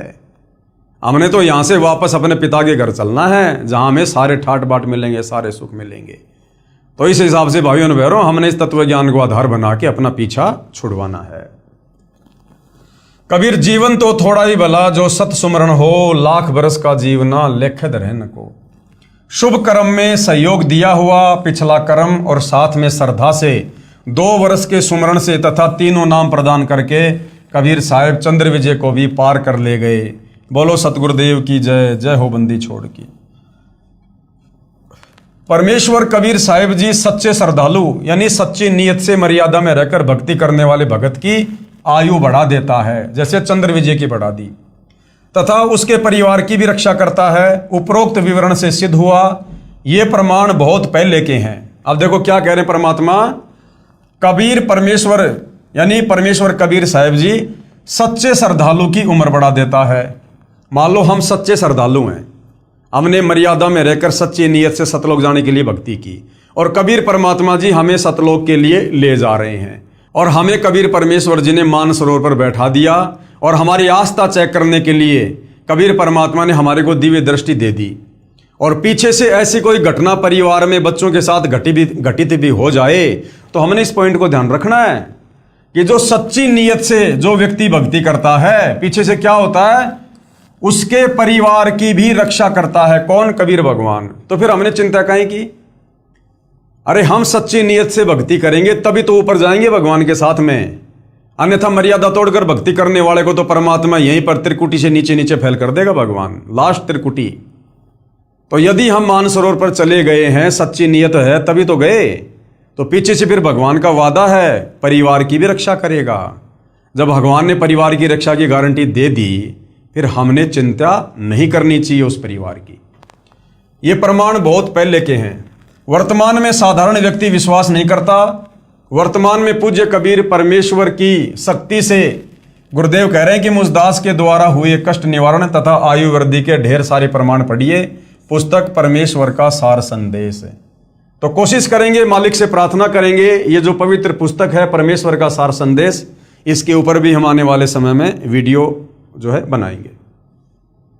अब आगे गुरुदेव भगवान कहते हैं पवित्र पुराणों का रहस्य, यानी इन पवित्र 18 पुराणों में जो मुख्य पुराण हैं, श्री ब्रह्मा पुराण, श्री विष्णु पुराण, श्री शिव महापुराण, इनमें अध्यात्म के विषय में, भक्ति मार्ग के विषय में, आत्म कल्याण के विषय में क्या कुछ लिखा है जो वेदों से मेल खाता है। पुराणों को समझने के लिए ध्यान रहे कि श्री ब्रह्मा पुराण, श्री विष्णु पुराण तथा श्री शिव पुराण ये इस ब्रह्म यानी काल की लीला से प्रारंभ होते हैं। ब्रह्मा पुराण, शिव पुराण, विष्णु पुराण ये काल की लीला से शुरू होते हैं, ब्रह्म की लीला से। फिर ये नीचे इन ब्रह्मा विष्णु महेश पर आकर आगे की जानकारी देते हैं, जिसे प्रथम अव्यक्त गीता अध्याय 7 श्लोक 25 में कहा है। जो गीता अध्याय 11 श्लोक 32 में कहता है कि मैं काल हूं, यानी गीता जी का ज्ञान देते समय ये काल ब्रह्म कृष्ण जी के शरीर में प्रेत की भांति प्रवेश करके क्या कह रहा है अध्याय 11 श्लोक 32 में कि मैं काल हूं। इसी को क्षर पुरुष भी कहते हैं, यानी इसका जन्म और मरण होता है, ये नाशवान है, अविनाशी नहीं है। इसलिए इसी काल को, इस ब्रह्म को क्षर पुरुष तथा ज्योति निरंजन भी कहा जाता है, क्योंकि इसकी उत्पत्ति अंडे से हुई थी, उस समय इसमें तेज था, तो परमात्मा ने इसका नाम ज्योति निरंजन भी रखा है। यही सदाशिव काल रूपी ब्रह्म भी कहलाता है। यही ब्रह्मांड में एक ब्रह्मलोक की रचना करके उसके ऊपरी हिस्से में रहता है। और यही काल क्या करता है? महाविष्णु, महाब्रह्मा तथा महाशिव कहलाता है, क्योंकि इसने अपने उस ब्रह्मांड में 3 गुप्त स्थान बना रखे हैं। एक रजोगुण प्रधान क्षेत्र, एक सतोगुण प्रधान क्षेत्र और एक तमोगुण प्रधान क्षेत्र। और जब इसने अपने तीनों पुत्रों की उत्पत्ति करनी होती है अपनी पत्नी दुर्गा के सहयोग से, तो ये दुर्गा को अपनी शक्ति से उस क्षेत्र में बुला लेता है और स्वयं भी वहां आ जाता है। और जब इसने रजोगुण युक्त बेटा उत्पन्न करना होता है तो उस रजोगुण युक्त क्षेत्र में ये काल स्वयं तो महाब्रह्मा रूप धारण कर लेता है और अपनी पत्नी दुर्गा को महासावित्री रूप बना देता है। और फिर जो पति पत्नी सहयोग से उस रजोगुण क्षेत्र में जो संतान उत्पन्न होती है वो रजोगुण युक्त हो जाती है और उसका नाम ये ब्रह्मा रख देते हैं। यही प्रक्रिया फिर ये सतोगुण क्षेत्र में करता है और एक विष्णु उत्पन्न करता है। यही प्रक्रिया फिर ये तमोगुण क्षेत्र में जाके करता है, खुद तो महाशिव बन जाता है और अपनी पत्नी दुर्गा को महापार्वती रूप बनाता है। और वहां जो बेटा उत्पन्न होता है उसको तमोगुण युक्त कर देते हैं और उसका नाम शिव रख देते हैं। तो ये काल ही क्या कहलाता है? यही महाविष्णु, महाब्रह्मा तथा महाशिव। एक तो होता है विष्णु, ब्रह्मा और शिव। इन तीनों से पहले शब्द लग गए महा, यानी महाविष्णु। जहां जहां महाविष्णु शब्द है समझ लो विष्णु रूप में काल है। जहां जहां महाब्रह्मा शब्द है समझ लो ब्रह्मा रूप में काल है। और जहां जहां महाशिव है वहां समझ लो शिव रूप में यह काल है। यही महाविष्णु, महाब्रह्मा तथा महाशिव कहलाता है। तथा उस क्षेत्र को काशी भी कहते हैं। उसी में रजोगुण प्रधान, सतगुण प्रधान तथा तमगुण प्रधान 3 स्थान बनाकर अपनी पत्नी दुर्गा यानी महालक्ष्मी को साथ रखकर 3 पुत्रों रजगुण श्री ब्रह्मा जी, सतगुण श्री विष्णु जी और तमगुण श्री शिव जी की उत्पत्ति करके अचेत कर देता है। अचेत अवस्था में ही इनकी परवरिश करता रहता है। अब इनकी जो परवरिश है वो कैसे होती है? अचेत अवस्था में, क्योंकि आध्यात्मिक शक्तियां हैं भाई और बहनों। आम व्यक्ति अगर बेहोश हो जाए, अचेत हो जाए, कोमा में चला जाए, जैसे बहुत सारे लोग हैं किसी कारण से कोमा में चले जाते हैं, 5-5 साल 10-10 साल कोमा में रहते हैं, तो उनकी परवरिश कैसे हो रही है? डॉक्टर नलकियों के द्वारा करते हैं। इसी प्रकार आध्यात्मिक शक्ति होती है, उसमें आध्यात्मिक तरीके से उनकी परवरिश होती है। तो जब तक ये जवान नहीं हो जाते हैं तब तक काल के आदेश से दुर्गा इनको अचेत रखती है। श्री ब्रह्मा जी को कमल के फूल पर, विष्णु जी को शेषनाग की सैया पर और शंकर जी को कैलाश पर्वत पर। और बेहोश रूप में, अचेत रूप में दुर्गा इनकी परवरिश करती रहती है। यानी इनमें जो भी सॉफ्टवेयर डाउनलोड करना होता है वो इनकी अचेत अवस्था में डाउनलोड करते रहते हैं। अब एक बात बताओ, समुद्र मंथन के दौरान इस काल ने ब्रह्मा जी को 4 वेद दिए और चारों वेदों को ब्रह्मा जी ने पढ़ा। अब बताओ भाई और बहनों, ब्रह्मा जी कौन सी स्कूल में गया था? ब्रह्मा जी कौन सा कॉलेज करके आया था? ब्रह्मा जी के गुरु का क्या नाम है जिसने उसको अक्षर ज्ञान कराया हो, कह ख ग गहड़ा, उसको संस्कृत उसको सिखाई हो? उस अचेत अवस्था में काल ने उसके अंदर सब कुछ डाउनलोड कर दिया, उसको पढ़ा भी दिया, लिखा भी दिया, आगे क्या करना तेरे को सब कर दिया, सॉफ्टवेयर डाल दिया उसके अंदर, अब अपडेट कर दिया ब्रह्मा को अपनी सिद्धि शक्ति से। और ब्रह्मा कभी स्कूल में नहीं गया और तुरंत चारों वेदों को पढ़ने लगा संस्कृत भाषा में। तो इस प्रकार से इनकी अचेत अवस्था में काल ने तीनों की परवरिश की। जवान होने पर श्री ब्रह्मा जी को कमल के फूल पर, श्री विष्णु जी को शेषनाग पर तथा श्री शिव जी को कैलाश पर्वत पर चेत कर देता है। इन तीनों भगवानों को यानी ब्रह्मा विष्णु महेश को स्वयं ज्ञान नहीं है कि हमारा उत्पत्तिकर्ता कौन है। इन ब्रह्मा विष्णु महेश को खुद नहीं पता कि हमारा बाप कौन है, माता कौन है। इसकी चेतना तो इनको आ गई काल प्रेरणा से। विष्णु जी ने बता दिया कि मुझे याद आ गया जब मैं पालने में झूल रहा था, छोटा सा था, तो ये देवी मुझे खिला रही थी, ये अपन तीनों की माता है। लेकिन इनके बाप का इन तीनों को आज तक नहीं पता कि हमारा बाप कौन है। अब सोचो भाई और बहनों, आम समाज में जिस लड़के या लड़की को अपने बाप का पता ना हो, लोग उसको किस दृष्टि से देखते हैं। और हम इनकी पूजा कर रहे हैं जिनको अपने बाप का पता नहीं। इन तीनों प्रभुओं को स्वयं ज्ञान नहीं कि हमारा उत्पत्तिकर्ता कौन है। यही काल रूपी ब्रह्म ही विष्णु रूप धारण करके अपनी नाभि से कमल उत्पन्न करके उस पर श्री ब्रह्मा जी को रखकर होश में कर देता है। यही जब चाहे श्री ब्रह्मा, श्री विष्णु, श्री शिव रूप धारण करके दृष्टिगोचर होता है। यानी काल अपने वास्तविक काल रूप में दर्शन नहीं देता, उसने प्रतिज्ञा कर रखी है, लेकिन अपने तीनों बेटों के रूप में या अन्य किसी ऋषि महात्मा के रूप में वो जब चाहे जहां चाहे प्रकट हो सकता है। यह काल अपने वास्तविक रूप में कभी प्रकट नहीं होता, जो काल ने श्रीमद् भगवद गीता जी का ज्ञान देते समय दिखाया था। गीता अध्याय 10 श्लोक 11 में प्रमाण है। श्रीमद् भगवद गीता अध्याय 11 श्लोक 47 और 48 में कहा कि हे अर्जुन, ये मेरा वास्तविक काल रूप तेरे अतिरिक्त न तो पहले किसी ने देखा है, यानी ब्रह्मा विष्णु महेश ने भी नहीं देखा, तथा नहीं आगे कोई देख पाएगा, आगे भी नहीं देख पाएंगे ब्रह्मा विष्णु महेश। ये तो मैंने तेरे ऊपर अनुग्रह करके दिखाया है। ये मुझ ब्रह्म का हजार भुजाओं व नेत्रों आदि वाला काल रूप वेदों में वर्णित विधि से, जैसे यज्ञ, ओम नाम के जाप आदि से कभी नहीं देखा जा सकता। भावार्थ है कि वेदों में वर्णित विधि से प्रभु प्राप्ति नहीं है। इसलिए ऋषियों, महर्षियों ने वेदों में ओम नाम को प्रभु प्राप्ति का जानकर प्रभु प्राप्ति के लिए यज्ञ तथा ओम नाम के जाप की घोर साधनाएं की, परंतु ब्रह्म के दर्शन नहीं हुए। अब बेचारे ऋषियों को, मुनियों को तत्व ज्ञान का पता नहीं, सृष्टि रचना का पता नहीं, पांचवें वेद सूक्ष्म वेद का ज्ञान नहीं। इन्होंने वेदों को पढ़ा, वेदों में एक ओम नाम है। यजुर्वेद अध्याय 40 मंत्र 10 या 15 एक ओम नाम है। गीता अध्याय 8 श्लोक 13 इसमें ओम नाम है। अब इन ऋषियों ने वेदों को पढ़ा। अब वेदों में महिमा तो लिखी है भगवान की, परमेश्वर की, और मंत्र जाप करने का है इस काल का। तो ऋषि मुनियों ने इस ओम नाम को, जो काल का मंत्र है, इसी को पूर्ण ब्रह्म परमात्मा का मंत्र मान लिया और लग गए दिन रात एक कर दी परमात्मा प्राप्ति के लिए, भगवान के दर्शन करने के लिए। अब इन बेचारों को तत्व ज्ञान नहीं, इनको सृष्टि रचना नहीं, कि काल को तो श्राप लगा हुआ भाई 1 लाख मानव शरीरधारी आत्मा खाने का, और इसने प्रतिज्ञा कर रखी अपनी पत्नी दुर्गा को, कहा कि मैं कभी किसी को अपने वास्तविक काल रूप में दर्शन नहीं दूंगा। तो बेचारे ऋषि मुनि महात्मा ओम नाम का जाप कर करके समाधि लगा लगा के थक गए, लेकिन उनको इस काल ब्रह्म ने दर्शन नहीं दिए। और जो परमात्मा दर्शन देता है, मिलता है, वो विधि तत्वदर्शी संत के अलावा इन चारों वेदों में नहीं। तो तत्वदर्शी संत उनको मिला नहीं जिससे परमात्मा के दर्शन हो। तो इस कारण से भाइयों और बहनों, इन साधु संत महात्माओं ने समाधि लगाई, तप किए, ओम नाम का जाप किया, लेकिन काल की प्रतिज्ञा है मैं किसी को दर्शन दूंगा नहीं, उसने दर्शन दिए नहीं। जिस कारण से अंत में उन साधु संत महात्माओं ने यह निर्णय कर लिया कि परमात्मा निराकार है, जबकि वो निराकार नहीं, वो काल साकार है, लेकिन अपनी प्रतिज्ञावश वो किसी को दर्शन नहीं देता।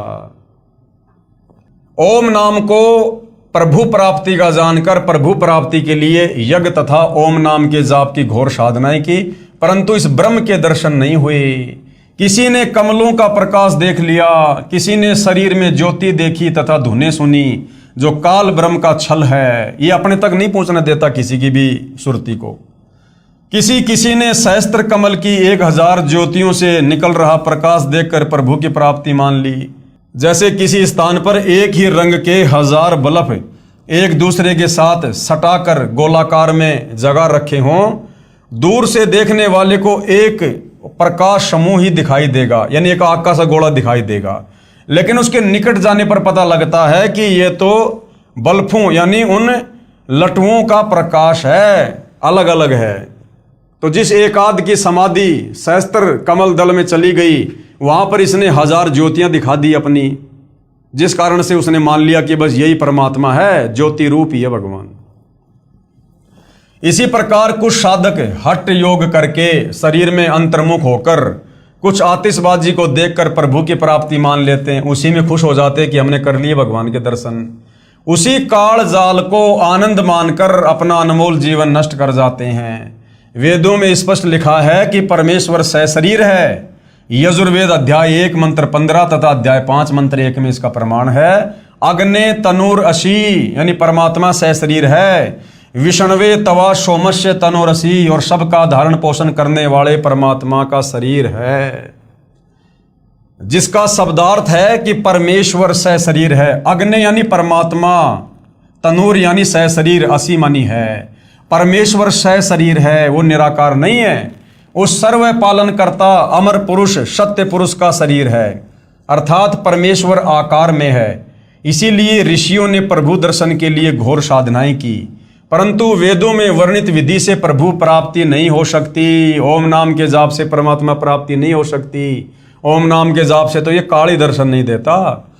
इसलिए आज तक सर्व साधकों यानी भक्तों, ऋषियों, ये भाई और बहनों, आज से पहले जो त्रेता द्वापर सतयुग में जो भगत थे, जो भक्ति करते थे, जैसे आज आप और हम कर रहे हैं, उस समय उनको ऋषि कहा जाता था, उनको मुनि कहा जाता था। तो चाहे भगत को हो, चाहे संत को हो, चाहे साधक को हो, चाहे योगी को हो, चाहे ऋषि को हो, चाहे मुनि को हो, ये एक ही बात है। जैसे जल पानी नीर, जल पानी नीर। कोई ये सोचे कि तो बहुत बड़ी तोप होंगे, इनके नाम को तो ऋषि कहा करते थे।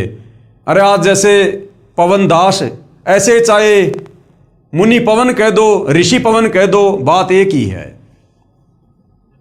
इसलिए आज तक सर्व साधकों यानी भक्तों, ऋषियों आदि ने अपने अनुभव की पुस्तकों की रचना कर दी जो वेद ज्ञान विरुद्ध है, और उन्होंने फिर आगे चलकर अपने अपने अनुभव की पुस्तकें बना दी कि मैंने ऐसे ऐसे ओम नाम का जाप किया, मैंने इतने साल समाधि लगाई, समाधि अवस्था में मुझे उस प्रभु के ज्योति रूप में दर्शन हुए हैं। परमात्मा तो वास्तव में निराकार है, उसका मनुष्य जैसा शरीर नहीं है, वो तो ज्योति ज्योति उसका रूप है, आकार है। और आम समाज ने इन बातों को सत्य मान लिया और भगवान को निराकार साबित कर दिया।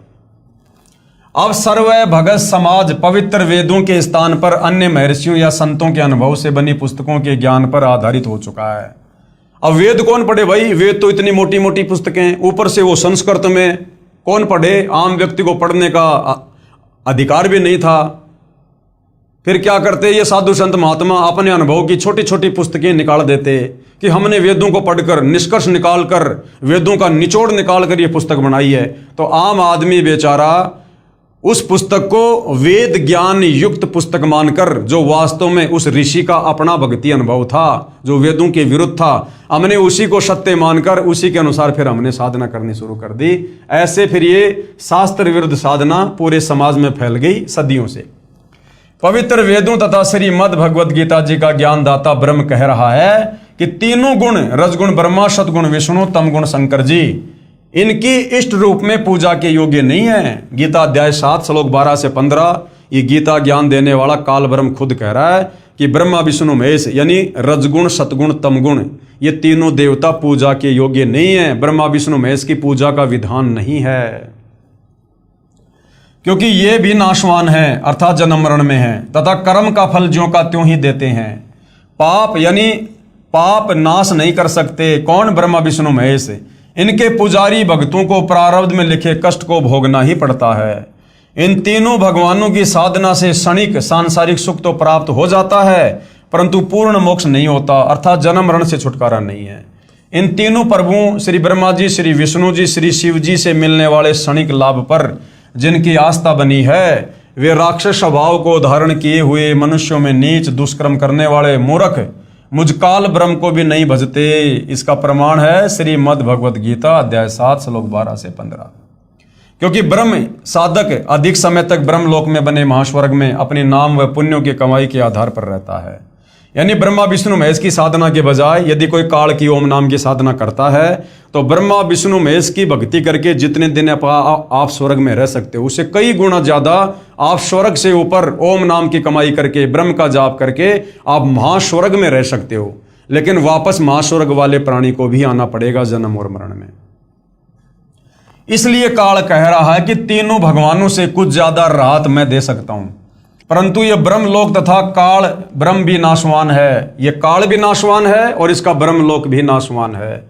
गीता अध्याय 8 श्लोक 16 में कहा कि ब्रह्मलोक तक सर्वलोक नाशवान है, तथा गीता अध्याय 2 श्लोक 12 तथा अध्याय 4 श्लोक 5 में स्वयं गीता ज्ञानदाता ब्रह्म कह रहा है कि मेरी भी जन्म और मृत्यु होती है अर्जुन, मेरी भी जन्म और मृत्यु होती है, अर्थात मैं भी नाशवान हूं। इसलिए पवित्र गीता अध्याय 7 श्लोक 18 में कहा कि जो चौथे प्रकार के मेरे ब्रह्म के साधक, जो ज्ञानी है, जो वेदों के ज्ञान के आधार पर जान लेते हैं कि केवल एक पूर्ण परमात्मा ही इष्ट रूप में पूज्य है, वही पाप नाशक है, पूर्ण मोक्षदायक है तथा मानव शरीर प्रभु प्राप्ति के लिए मिला है, उन्होंने वेदों का स्वयं ही निष्कर्ष निकाल ले लिया कि ओम नाम यही एक मंत्र है जो प्रभु प्राप्ति का है। इसी ओम मंत्र के जाप से हजारों वर्ष साधना करके अपने शरीर को भी न्योछावर कर दिया, परंतु प्रभु दर्शन नहीं हुए। अन्य उपलब्धियां हो गई, कुछ सिद्धियां प्राप्त हो गई तथा स्वर्ग महास्वर्ग आदि में उच्च पद प्राप्त हो गए। फिर भजन कमाई तथा पुण्यों की कमाई समाप्त होने पर पुनः जन्म मरण तथा 84 लाख प्राणियों के शरीर में घोर कष्ट तथा नरक में पाप कर्म का फल भोगना ही पड़ रहा है। पवित्र यजुर्वेद अध्याय 40 मंत्र 10 तथा पवित्र गीता अध्याय 4 श्लोक 34 में उपरोक्त दोनों शास्त्रों का ज्ञान दाता ब्रह्म कह रहा है कि उस पूर्ण परमात्मा के विषय में मैं काल रूपी ब्रह्म नहीं जानता। उस परमेश्वर के विषय में कि जहां जाने के बाद साधक लौटकर संसार में नहीं आता, जन्म मरण नहीं होता, उस परमेश्वर के विषय में पूर्ण जानकारी अर्थात तत्व ज्ञान तथा उस परमेश्वर की प्राप्ति की विधि अर्थात पूर्ण मोक्ष मार्ग की जानकारी के लिए तत्वदर्शी संतों की खोज कर 21 ब्रह्मांड के स्वामी काल ने अपना निष्कर्ष दे दिया पूरा गीता ज्ञान देकर कि भाई मेरी साधना का मंत्र है ओम और मैं रहता हूं ब्रह्मलोक में, और ओम नाम की कमाई करके साधक मेरे ब्रह्मलोक में आ जाएगा। ब्रह्मलोक में स्वर्ग से ज्यादा आनंद है, मौज मस्ती है, ज्यादा समय रहेगा। लेकिन ब्रह्मलोक पर्यंत सारे लोक पुनरावर्ती में है। ब्रह्मलोक में आया हुआ साधक भी अपना कर्म भोगकर वापस नीचे पृथ्वी पर जाएगा, गधा कुत्ता बनेगा, जन्म मरण का कष्ट सहेगा, कभी नरक में जाएगा।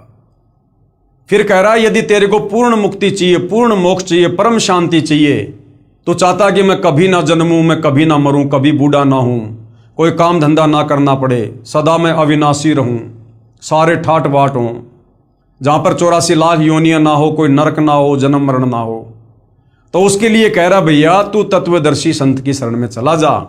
गीता अध्याय 4 श्लोक 34। वो तत्वदर्शी संत तुझे परमात्मा की भक्ति बताएगा, वो तत्वदर्शी संत ही तुझे पूरा आध्यात्मिक ज्ञान देगा, पूरी सृष्टि रचना बताएगा, मुझकाल के विषय में भी बताएगा, मैं क्यों जन्मता हूं, क्यों मरता हूं, मैंने सतलोक में क्या गलती करी थी, क्यों मेरे किस ब्रह्मांड में कोई भी प्राणी सुखी नहीं है, क्यों यहां पर जन्म मरण का रोग लगा हुआ है, क्यों लख 84 योनि में सब लोग पीड़ा भोग रहे हैं। ये बातें तुझे वो तत्वदर्शी संत ही बताएगा। तो गीता ज्ञानदाता काल ब्रह्म ने ऑप्शन छोड़ दिया कि भैया कंप्लीट मोक्ष मार्ग, कंप्लीट भक्ति विधि मुझ काल ब्रह्म को भी नहीं पता है, इसके लिए तो किसी तत्वदर्शी संत की शरण में जा। तो आज भाई और बहनों वह तत्वदर्शी संत सतगुरु रामपाल जी हैं। बहुत बड़ा मौका, जबरदस्त सुअवसर है। फिर जैसे वे साधना बताएं वैसे कर, उसके पश्चात उस परम पद परमेश्वर की खोज करनी चाहिए, अर्थात सतलोक के लिए भक्ति जी जान से करनी चाहिए, जिसमें गए हुए भगत फिर लौटकर संसार में नहीं आते, यानी मेरे वाले संसार में 21 ब्रह्मांड में नहीं आते, जो सतलोक चले जाते हैं, अर्थात पूर्ण मोक्ष प्राप्त करके सदा के लिए जन्म मृत्यु तथा 84 लाख योनियों के कष्ट तथा नरक की पीड़ा के कष्ट से मुक्त हो जाते हैं, तथा पूर्ण शांति प्राप्त करके शाश्वत स्थानम अविनाशी लोक अर्थात सतलोक को प्राप्त हो जाते हैं। इसका प्रमाण गीता जी अध्याय 15 श्लोक 1 से 4 तत्वदर्शी संत की यहाँ पर पूरी तरह से पहचान बताई गई है, तथा गीता अध्याय 18 श्लोक 62 और ऋग्वेद मंडल 1 सूक्त 24 मंत्र 1 और 2 में। तत्वदर्शी संत के न मिलने के कारण सभी ऋषिजन यानी सभी भगत, त्रेता सतयुग और द्वापर वाले सभी ऋषिजन यानी भगत जन वेदों अनुसार साधना करके भी महाकष्ट में ही रह जाते हैं। इसलिए गीता अध्याय 7 श्लोक 18 में कहा है कि जो ज्ञानी आत्मा है वे है तो अच्छी, क्योंकि प्रभु प्राप्ति के लिए तन मन धन से वेदों अनुसार साधना करते हैं, परंतु वे भी मुझ काल ब्रह्म की अनुतमाम यानी अति घटिया गति अर्थात साधना से मिलने वाले लाभ पर ही आश्रित हैं, क्योंकि वो चारों वेदों का निष्कर्ष निकाल लेते हैं। चारों वेदों में केवल एक ओम मंत्र है, इसी को परमात्मा का मानकर वो तन मन धन से भक्ति पर लग जाते हैं, परंतु ओम नाम के कारण वो ब्रह्मलोक में आ जाते हैं और ब्रह्मलोक से फिर नीचे अपना कर्म भोगने के लिए जाते हैं, जिससे इनका पूर्ण मोक्ष नहीं हो सकता। जन्म मृत्यु तथा नाना प्राणियों के शरीर में तथा नरक में कर्म आधार से कष्ट कभी समाप्त नहीं हो सकता इस काल ब्रह्म की वेदों अनुसार साधना से। ज्योति निरंजन अर्थात काल रूपी ब्रह्म ने कसम खाई है कि मैं कभी भी किसी को किसी भी साधना से अपने असली काल रूप में दर्शन नहीं दूंगा। इसलिए यही काल रूपी ब्रह्म ही अपने पुत्रों ब्रह्मा विष्णु शिव के रूप में दिखाई देकर नाना लीला करता है, ये चरित्र करता है, जिस कारण से अन्य जन सोचते हैं कि ये लीला भगवान विष्णु ने की है, कभी कहते हैं कि ये लीला श्री ब्रह्मा ने की है, कभी कहते हैं कि ये लीला श्री शिव ने की है। जैसे आम व्यक्ति कहता है कि श्री ब्रह्मा जी की उत्पत्ति श्री विष्णु जी की नाभि से, नाभि कमल पर हुई, उस समय श्री विष्णु जी के रूप में काल ने अपनी नाभि के कमल प्रकट किया था। तो ऐसे ये काल अपने तीनों पुत्रों का रूप बनाकर तरह तरह की लीला करके और भक्तों को भ्रमित रखता है। ब्रह्मा पुराण यानी सृष्टि वर्णन नामक अध्याय में श्री लोमय ऋषि, जिसे सूत जी भी कहा जाता है, इन्होंने अपने गुरुदेव श्री व्यास ऋषि से सुना ज्ञान कहा है कि व्यास जी ने श्री नारद जी से सुना तथा श्री नारद जी ने अपने पिता श्री ब्रह्मा जी से जानकारी प्राप्त की थी। श्री ब्रह्मा जी को स्वयं ज्ञान नहीं कि मैं कहां से उत्पन्न हुआ। श्री देवी महापुराण 3रा स्कंद, ब्रह्मा खुद कह रहा कि बेटा नारद मुझे पता नहीं मैं कमल के फूल पर कैसे आ गया, कौन मेरा माँ है, कौन मेरा बाप है, मुझे कुछ पता नहीं। ब्रह्मा जी को खुद अपनी उत्पत्ति का नहीं पता, ब्रह्मा भला सृष्टि की उत्पत्ति कैसे करेगा। श्री देवी महापुराण 3रे स्कंद में साफ साफ लिखा हुआ, 6ठा अध्याय 3रा स्कंद। इसका भावार्थ ये नहीं है कि पुराणों का ज्ञान गलत है। जो ज्ञान श्री ब्रह्मा जी ने होश में आने के पश्चात कहा है वह उसी स्तर तक तो सही है, परंतु चेत होने से पूर्व का ज्ञान दंत कथा लोकवेद है। जो पूर्ण परमेश्वर ने प्रथम सतयुग में सत सुकृत नाम से प्रकट होकर तत्वदर्शी संत रूप से तत्व ज्ञान तथा वास्तविक सृष्टि रचना का ज्ञान श्री ब्रह्मा जी तथा श्री मनु जी आदि को दिया था। इन्होंने सुनकर भी अनसुना कर दिया। तत्पश्चात जब श्री ब्रह्मा जी से इसी के वंशज पूछने लगे तो उस सुने सुनाए ज्ञान के आधार से कुछ मिलावट करके पूर्व का ज्ञान कहा है, जिस कारण से कोई पुराण निर्णायक ज्ञान युक्त नहीं है। किसी पुराण के आधार से सिद्ध होता है कि श्री विष्णु जी की उत्पत्ति श्री ब्रह्मा जी से हुई है, किसी पुराण से सिद्ध होता है कि श्री ब्रह्मा जी की उत्पत्ति श्री विष्णु जी से हुई, आदि आदि। इसी कारण सभी ऋषिजन तथा श्री ब्रह्मा विष्णु तथा शिव जी भी संशय में हैं। यानी इनके जो भगत हैं ब्रह्मा विष्णु महेश के, जब ये इनकी पूजा करते हैं, समाधि लगाते हैं, तो समाधि अवस्था में ये काल ब्रह्मा जी के उपासक को ब्रह्मा रूप बनाकर दर्शन दे देता है, विष्णु जी के उपासक को विष्णु रूप बनाकर दर्शन दे देता है, शंकर जी के भगत को शंकर जी का रूप बनाकर दर्शन दे देता है, प्रकट हो जाता है। और वो साधक समझ लेते हैं कि बस ब्रह्मा जी भगवान है, विष्णु जी के साधक समझते श्री विष्णु जी परमात्मा है, और आपस में एक दूसरे को सर्वश्रेष्ठ बताकर आगे प्रचार प्रसार करते रहते हैं। और इसी आधार से उन साधकों ने, उन ऋषियों ने आगे चलकर अपने अनुभव की पुस्तकें लिख दी। किसी ने लिख दिया कि श्री ब्रह्मा जी भगवान है, शंकर और विष्णु ब्रह्मा जी से तो उत्पन्न हुए हैं। विष्णु जी के उपासक ने लिख दिया कि विष्णु भगवान है, ब्रह्मा जी और शंकर जी विष्णु जी से उत्पन्न हुए हैं।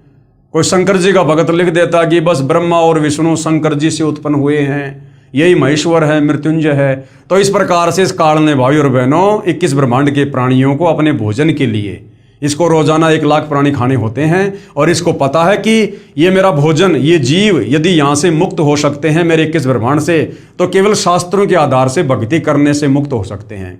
तो उसके लिए भाई और बहनों इसका परम कर्तव्य बन गया, इसकी मजबूरी होगी, हमें धर्मशास्त्रों के आधार पर अपने द्वारा भेजे गए साधु संत ऋषियों गुरुओं के द्वारा उल्टी व्याख्या करवा के, शास्त्र विरुद्ध साधना करवा के हमें अपने जाल में फंसा के अपने भोजन के लिए रखता है। और इन शास्त्रों का यथार्थ ज्ञान, वास्तविक ज्ञान, निचोड़, निष्कर्ष कबीर परमात्मा स्वयं सतलोक से चलकर काल के 21 ब्रह्मांड में तत्वदर्शी संत बनकर हमें बताते हैं, समझाते हैं। तो जब तक हमें वो कबीर भगवान तत्वदर्शी संत के रूप में नहीं मिलेगा, तब तक हमें किसी भी ग्रंथ का, हम चाहे कितने बड़े विद्वान हैं, चाहे संस्कृत के प्रकांड ज्ञाता हैं, हम इन धर्म ग्रंथों का सार नहीं निकाल सकते, निष्कर्ष पर नहीं पहुंच सकते। जिस प्रकार एक 5वीं कक्षा का बच्चा है, 5वीं कक्षा के बच्चे को हिंदी पढ़ना आ जाता है, और पीएचडी की पुस्तक भी भाई और बहनों हिंदी में है। वो 5वीं कक्षा का बच्चा पीएचडी की पुस्तक को हिंदी में पढ़ तो सकता है, लेकिन पीएचडी की पुस्तक के जो शब्द हैं वो बहुत ही गूढ़ हैं। उन शब्दों का अर्थ वो 5वीं क्लास का बच्चा नहीं समझ सकता, केवल उसको पढ़ सकता है। इसी प्रकार हमारी ये नादान धर्मगुरु आचार्य शंकराचार्य संत महंत, इन्होंने संस्कृत भाषा को तो जान लिया, परंतु वेद संस्कृत भाषा में कहना क्या चाहते हैं, उन श्लोकों का वास्तव में अर्थ क्या है, इन अर्थों को ये संस्कृत के विद्वान नहीं समझ पाए, उसको समझाने के लिए स्वयं कबीर परमात्मा ही संत रूप में, सतगुरु रूप में, जगत गुरु रूप में, तत्वदर्शी संत के रूप में धरती पर आकर हमें ज्ञान देते हैं। और जब तक हम तत्वदर्शी संत की शरण में नहीं आएंगे, और तत्वदर्शी संत की शरण प्राप्त होना कोई बच्चों का खेल नहीं है भाई और बहनों। इसके लिए आत्मा के पास युगों युगों के मजबूत भक्ति संस्कार चाहिए। सकल पदार्थ है जगमाही, भाग बिना नर पावत नाही। तो ये भाग भी कबीर भगवान ही आप और हमें भक्ति करवा के बनाता है। तो आज धरती पर सहज में सुलभ तत्वदर्शी संत उपलब्ध है। ये हमारा परम सौभाग्य है इस पृथ्वी के समस्त मानव जाति का। आज यदि हम सतगुरु रामपाल जी के सत्संग सुनकर, ज्ञान को आधार बनाकर, अगर उनसे उपदेश लेकर भक्ति कर लेते हैं, आज हमारा सहज में इस काल के 21 ब्रह्मांड से, जन्म मरण से, लख 84 योनियों के कष्ट से, तपस्या की पीड़ा से, नरक की यातनाओं से आज सहज में पीछा छुड़वाया जा सकता है। अगर आज मौका चूक गए, अनंत युगों तक फिर गधे, कुत्ते, सुअर, मक्खी, मच्छर, गंदी नाले का कीड़ा या इसी प्रकार से कष्ट भोगने पर हम विवश होंगे। तो भाई और बहनों, ये जो पुराण हैं, इनमें भी जहाँ तक वेदों के अनुसार ज्ञान है, उसका समर्थन सतगुरु रामपाल जी कर रहे हैं और हमें इनका सार निकाल कर समझा रहे हैं। और जो ज्ञान इन पुराणों में वेदों के विरुद्ध है, वो हमारे किसी मतलब का नहीं, वो किसी साधु संत ऋषि महात्मा के अपने अनुभव का ज्ञान है, जो वेदों से मेल नहीं खाता, वो हमारे किसी काम का नहीं है। तो भाई और बहनों, अगले एपिसोड में हम पढ़ेंगे श्री ब्रह्मा जी तथा श्री विष्णु जी का युद्ध। अब बताओ, ये देवी देवता भी आपस में लड़ते हैं, आम आदमी कैसे इनकी भक्ति करके लड़ाई झगड़े से दूर हो सकता है? ये खुद भी लड़ाई झगड़ा करते हैं। तो अगले टॉपिक में हम इसी विषय पर चर्चा करेंगे और अच्छे से अध्यात्म को जानने का प्रयास करेंगे। तब तक पूज्य गुरुदेव भगवान हम सबको आज्ञा दे, आशीर्वाद दे, सद्बुद्धि दे, हमारा मार्गदर्शन करें। बंदी छोड़ सतगुरु रामपाल जी परमेश्वर जी की जय हो।